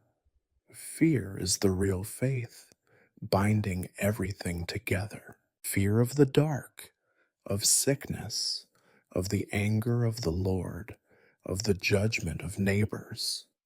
Fear of what happens to those who are different or unlucky, of witches, of outcasts, of strangers who speak in tongues or have odd colored eyes. You have seen how quickly suspicion spreads: a failed harvest, a sick cow, a child born with a mark, and suddenly someone is blamed. The village closes ranks, and mercy is a thin, rare thing. Even so, hope creeps in. Maybe it is because hope is stubborn, or maybe because it is all you have left. You hope for rain when the earth cracks, for sun when the fields are flooded, for a good harvest, a healthy child, a winter that is short and mild. You hope the saints are listening, that the little wooden cross above your door is enough, that the dreams of last night are only dreams. On feast days, hope feels almost real. The whole village gathers at the church, dressed in whatever passes for best. There are candles and songs, stale bread, and a sip of wine. For a few moments, the burdens feel lighter. Children run and laugh. The old men tell stories. The priest smiles and blesses you all. You eat, you sing, and you pretend that the world is kind. But faith and superstition are not always a comfort. Sometimes they are another kind of weight. You have seen neighbors torn apart by accusations of witchcraft, heard prayers turn to curses when the world does not change. Sometimes you wonder if the saints and spirits ever listen, or if they are as powerless as you are and won't be yet. You keep praying, you keep muttering charms and crossing yourself and hiding iron nails in the rafters, because not to believe feels even more dangerous. Faith, in its ragged, patched together way, is another tool for survival, another hope that just maybe tomorrow will be better. You bow your head, you whisper your prayers, and you wait for a sign, knowing that the only miracles you are likely to see are the ones you make yourself. For most of the year, violence is a rumor that drifts through the village like the evening smoke. Someone's cousin pressed into a lord's levy, a farmer murdered on the road, a raid a few towns over. But sooner or later, war comes for everyone. When it arrives, it is nothing like the ballads. No banners fluttering gallantly, no chivalrous duels in the sunrise, just mud, blood, and a terror that sinks deeper than the cold. The warning comes at dawn, as warnings always do. The reeve bursts through the lanes, shouting for every man who can hold a bow. The Lord's messenger, pale with fear, hammers at each door. The enemy is coming, they say, though the name changes with every rumor. You know what it means: another war, another quarrel between men whose names you do not know, paid for in your blood and your neighbors' lives. You throw on your patched tunic, grab your bow and quiver, and join the shuffling line of archers at the edge of the fields. There is no time for training, no time to eat. The village women clutch their children and pray. The old men mutter curses. The youngest try to make jokes, but their laughter is hollow. The ground beneath your boots is slick with last night's rain, churned into a sucking mire by 100 desperate feet. The reeve and the Lord's men shout orders, lines, ranks, hold the ditch, watch the woods. Their voices are brittle with panic. You stand with your fellow archers, mud already soaking your feet, your fingers clumsy with cold and fear. You knock your first arrow, heart pounding so loud you cannot hear anything else. The enemy appears first as shadows between the trees, then as men, rough, hungry, ragged as you, but just as deadly. There is no glory in this moment.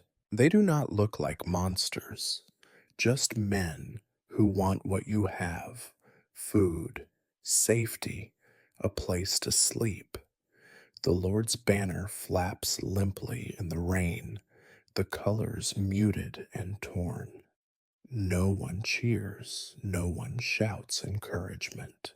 The command to shoot is lost in the chaos, so you shoot when the others do, a ragged volley, arrows slicing through the fog and rain.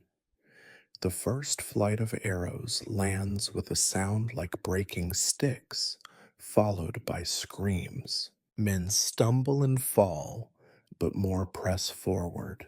They carry clubs, spears, a few rusty swords, whatever they could steal or trade for. You reach for another arrow, hands shaking. You loose again. Someone next to you curses as their bowstring snaps. Someone else is already down, clutching a wound that spills too much blood into the mud. The world narrows to the space between you and your target.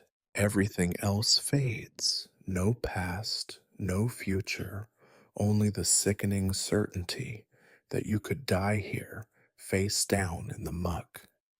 You are not brave. You do not think of honor or country. You think of home, of warmth, of the sun on your face. The fighting surges back and forth. Sometimes the line breaks, and you are running, slipping, falling, scrabbling in the mud as enemies rush past. You shoot at anything that moves, sometimes missing, sometimes not. You hear the whistle of arrows from the other side, feel the slap of something hot and sharp across your arm. Pain follows, blooming and receding, drowned out by the thunder of your pulse. Death is everywhere. You see men fall, see the life drain from their eyes, hear the gurgling breath of a friend who was joking an hour ago. You smell the iron tang of blood, the stench of fear, the rank reek of spilled bowels. The mud, once only an annoyance, becomes a grave. You step over bodies you know and bodies you do not, slipping, cursing, barely noticing when your own foot lands on something soft and yielding. Victory, when it comes, is a whisper. The enemy breaks. Someone shouts, and then you are left standing, arrowless, knees shaking. The dead outnumber the living. The wounded cry for water or for mothers who are not there. You stare at your hands, filthy, shaking, smeared with someone else's blood, and wonder if they will ever feel clean again. After the battle, there is no celebration, only the grim business of counting the living, carrying away the dead, binding wounds with rags that will never come clean. The Lord's men search the bodies for valuables, tossing aside boots and belts, keeping the rest. You watch as a neighbor you have known since childhood is lowered into a shallow pit, mud collapsing over his face. No one says a prayer. There is no priest. You return to your hut at dusk, body aching, head full of noise. There is nothing for the pain but a mouthful of weak ale and the silence of the night. You lie awake, replaying every moment, every scream, every failed shot. You know you will see these faces again in dreams, in the flicker of the hearth, in the next fight that comes, as it always does. War is not a story. It is not a test or a stage for heroes. It is mud and blood and death, repeated until the world forgets your name. After the battle, you might expect some kind of reward, or at the very least, a measure of gratitude. You might imagine the Lord's steward handing out loaves of bread, a fat goose, a silver coin pressed into your palm for your service and your wounds. This, of course, is fantasy. In your world, rewards are as rare as feasts, and even when they come, they taste of something sour. The first reward is that you are alive. The second is that your hut is still standing. Anything beyond this is considered a blessing, though you struggle to see it that way. The Lord's men ride through the village, not with thanks, but with a tally. Who is missing? Who is too wounded to work? Who is faking? Their eyes are sharp, searching for excuses to give less and take more. You see the calculations behind their blank faces. Another dead peasant is just another mouth that will not need feeding this winter. If there are any spoils, they disappear quickly, requisitioned for the Lord's table or given to the reeve and his favorites. You are left with scraps, a bent arrow, a torn belt, a handful of copper coins if you are lucky, but more often, nothing at all. The promise of reward is a stick, not a carrot. The next time they threaten, you might not be so fortunate. Or perhaps the next levy will come sooner than you think. Punishment, on the other hand, is plentiful and immediate.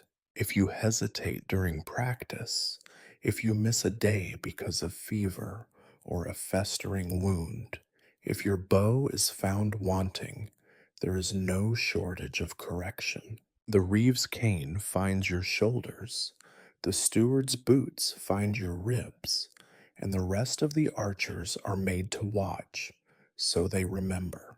If an arrow goes astray and strikes the wrong target, if a field is trampled or a fence broken in the confusion, someone will pay.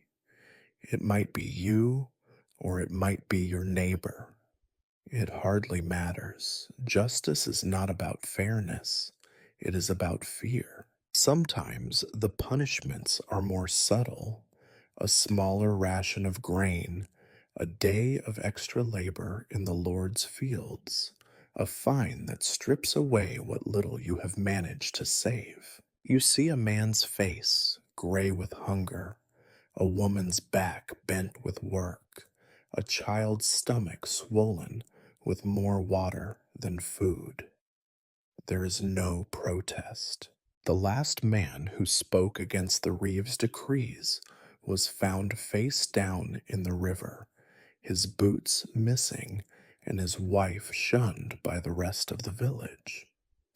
There are moments of almost comic irony, if your life had any room for laughter. You remember one season when the crops failed and the archers, already half starved, were blamed for poor vigilance against thieves that no one ever saw. The punishment was to guard the fields day and night, which meant less time for their own harvest. When their own food rotted in the ground, the reeve shrugged and the Lord demanded his due anyway. Once you heard of an archer who performed some act of bravery, holding off a raiding party until help arrived.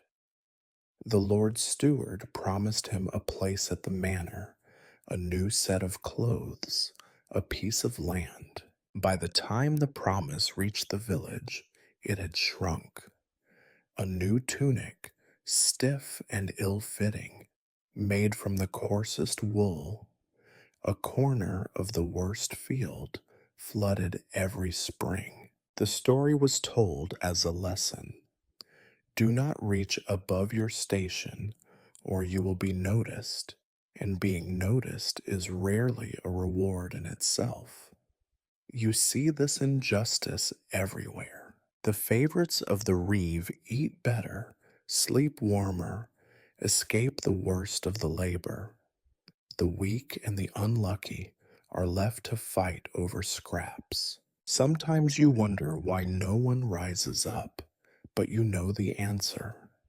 The punishments are too swift, the rewards too uncertain, the memory of old revolts buried beneath shallow graves. So you learn to keep your head down, to be invisible when things go wrong, and modest when they go right. You learn to accept what comes, whether it is a crust of bread or a blow to the ribs, and to smile when told it is for your own good. You watch others do the same, a dance of humility and resignation that repeats year after year. Injustice is not an event in your life. It is the air you breathe, the ground you walk on, the thing that fills your stomach when there is nothing else to eat. It is an old friend, an enemy you can never defeat. The stories tell of heroes who right wrongs and topple tyrants. You know the truth. You survive not because you are rewarded, but because you are not yet punished. And so, at the end of the day, you patch your wounds, count your losses, and tell yourself that tomorrow might be better, even though you know it will not. If you are lucky, or perhaps just too stubborn to die, you will live to see old age. This is not the dignified, wise old age sung about by poets or shown in the tapestries that hang in the Lord's hall. There is no quiet retirement, no doting grandchildren at your knee, no peace or comfort. Instead, old age is simply a longer battle against the same familiar enemies: cold, hunger, pain, and fear. Your body begins to fail in ways you never thought possible. Your joints creak and grind like rusty hinges. Your hands, once so steady on the bowstring, now shake when you try to sew a patch or carry a pail of water. Your back is bent from years of hauling wood and muck. Your knees ache when the weather changes, and your eyesight dims until even the simplest tasks are a struggle. Every scar tells a story, but you have long since lost track of which injury came from which accident or battle or moment of clumsiness. Work does not end when you grow old. There are still animals to feed, wood to chop, water to carry. If you are too slow, the younger ones mutter that you are taking up more than your share. If you rest too long, you risk being called lazy, or worse, useless. You remember the day when you realized you could no longer pull a bow with enough force to be useful. The shame cut deeper than any blade. The reeve stopped calling your name for practice, and instead, you were sent to sweep the churchyard or mend the fences, tasks deemed suitable for someone whose strength had faded. Your memories betray you too. Names blur, faces fade, and the days run together until every year feels the same. You forget birthdays, seasons, sometimes even your own age. You have seen neighbors wander off and disappear into the forest, confused and lost, found days later by a search party, or never seen again. You tie bits of colored string to your door and wear charms around your neck in the hope they will help your mind stay sharp. The village healer gives you bitter teas and gentle advice, but nothing slows the steady unraveling. Your world grows smaller, friends and family disappear, some to death, others to distant villages or the Lord's wars. Children you once carried on your shoulders now avert their eyes when you ask for help. You find yourself talking to animals, to the fire, to memories. Sometimes, on rare sunny afternoons, you sit outside and watch the younger men at practice, remembering when your arms were strong and your eyes were clear. They do not look at you. To them, you are already half a ghost. Fear becomes your companion, not just the old fears, hunger, cold, sickness, but new ones, fear of falling, of being left alone, of becoming a burden. You hear whispers about old people who do not pull their weight, who are left to fend for themselves when food grows scarce. You see the glance that passes between your neighbors when you cough too hard or fail to rise with the dawn. Once, you hear of an old woman found dead in her hut, days before anyone noticed. The story circles the village, a warning for everyone still clinging to life. Pride is a dangerous luxury in old age, but you cannot help it. You remember the days when you could run with the best of them, shoot straighter and farther than any boy in the village. You remember the winter you carried firewood through the storm, the summer you defended the fields with nothing but a stick and a stubborn heart. Those memories are all you have left, and you cling to them even when they fade and twist in your mind. You wonder if this is your reward for surviving so long, a slow retreat into pain and loneliness. Sometimes you envy those who died young, whose names are spoken with sadness instead of irritation. Other times, you are simply grateful to wake up at all, to feel the sun on your face, to taste bread, however stale, one more time. Sleep comes less easily. Your bones ache in the night, and every sound wakes you: the wind in the thatch, the creak of the door, the coughing of your neighbor. Dreams mix with memory, and you are never sure if the faces you see are living or dead. You wake before dawn, staring into the darkness, counting the aches in your joints and wondering how many more mornings you will see. Yet even in old age, you keep moving. You sweep the floor, feed the chickens, mend what you can. You are not ready to give up. Not yet. Survival is a habit too deeply ingrained to abandon. Some days, the younger ones ask your advice, and for a moment, you remember what it felt like to be useful. You give them the best answers you can, knowing they will not remember, just as you did not. In the end, old age in your world is a quiet struggle, a stubborn refusal to be forgotten, even as the world grows colder and harder around you. There is no glory in it, but there is a kind of dignity, a quiet pride in enduring when all else fades.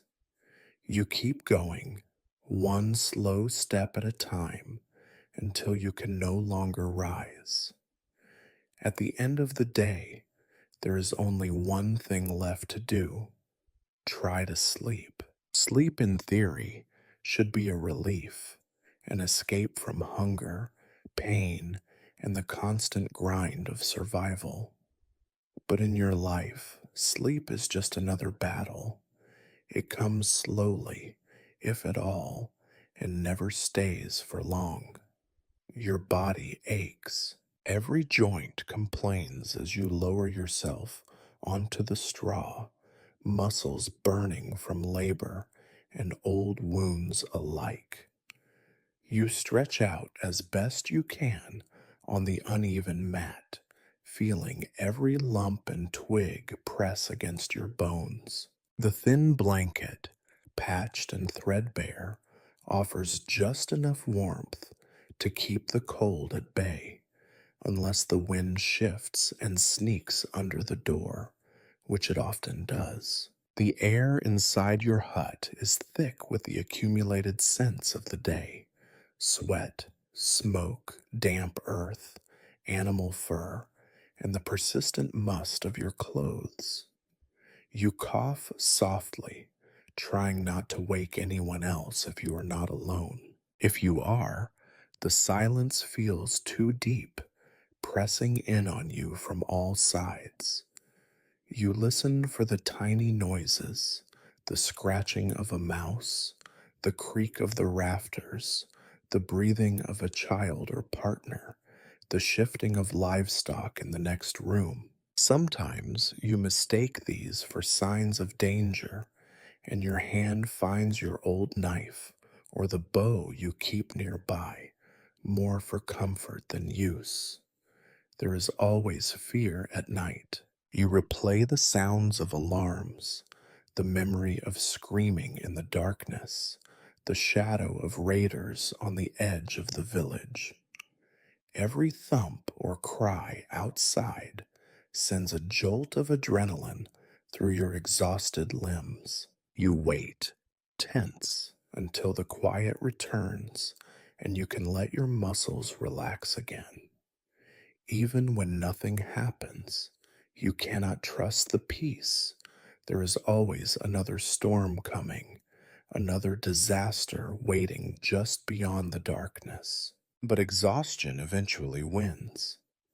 Your eyelids grow heavy, your mind blurs, your thoughts drift like leaves on a stream. Sometimes you dream, but your dreams are rarely kind. You see lost friends, long dead animals, fields of grain taller than your head. Sometimes you relive old battles or quarrels, or find yourself endlessly searching for something you cannot name: warmth, food, a safe place to rest. Despite everything, there is a strange comfort in the routine. The rituals of sleep, scraping your hands clean as best you can, arranging your rags into something like a pillow, whispering a prayer or a curse, are a way of marking time. You tell yourself that tomorrow will be different, that the aches will fade, that the sun will shine, that luck will finally turn in your favor. These are small hopes, but they are all you have. You think about the days when you were a child, when sleep came easily, when the world seemed mysterious but not yet cruel. You remember the warmth of a mother's arms, the sound of rain on the roof, the thrill of knowing nothing was required of you except to wake up in the morning. That innocence is long gone, but sometimes, for a heartbeat, it returns as you hover on the edge of sleep. Outside, the world keeps moving. Dogs bark, someone coughs, the wind rattles the door. The night is never truly silent, and you are never truly safe. But you sleep anyway, because you must, because tomorrow will bring the same chores, the same hunger, the same arguments and small joys. Because if you do not rest, you will not survive. In these moments, just before sleep takes you, you allow yourself the smallest sliver of hope. Maybe the harvest will be better next year. Maybe the Lord's taxes will be lighter. Maybe your child will grow strong, or the goats will survive the winter. Maybe tomorrow you will shoot straighter, mend the last hole in your trousers, find a coin in the mud. Maybe, just maybe, something good will happen. It is a thin hope, fragile and flickering like the last ember in the hearth. But it is enough. You cling to it, turning it over in your mind until, at last, sleep settles over you, deep, dreamless, and as necessary as bread. The village breathes with you. All around, others are sleeping. Old men, children, enemies, friends. Each one caught in their own cycle of exhaustion, fear, and fragile hope. For a few precious hours, you are free from the burdens of the day, suspended in darkness, waiting for the world to begin again. Tomorrow will come, as it always does. You will wake to cold and hunger and the stubborn grind of survival. But for now, in this one small moment, you are simply alive. And for tonight, that is enough.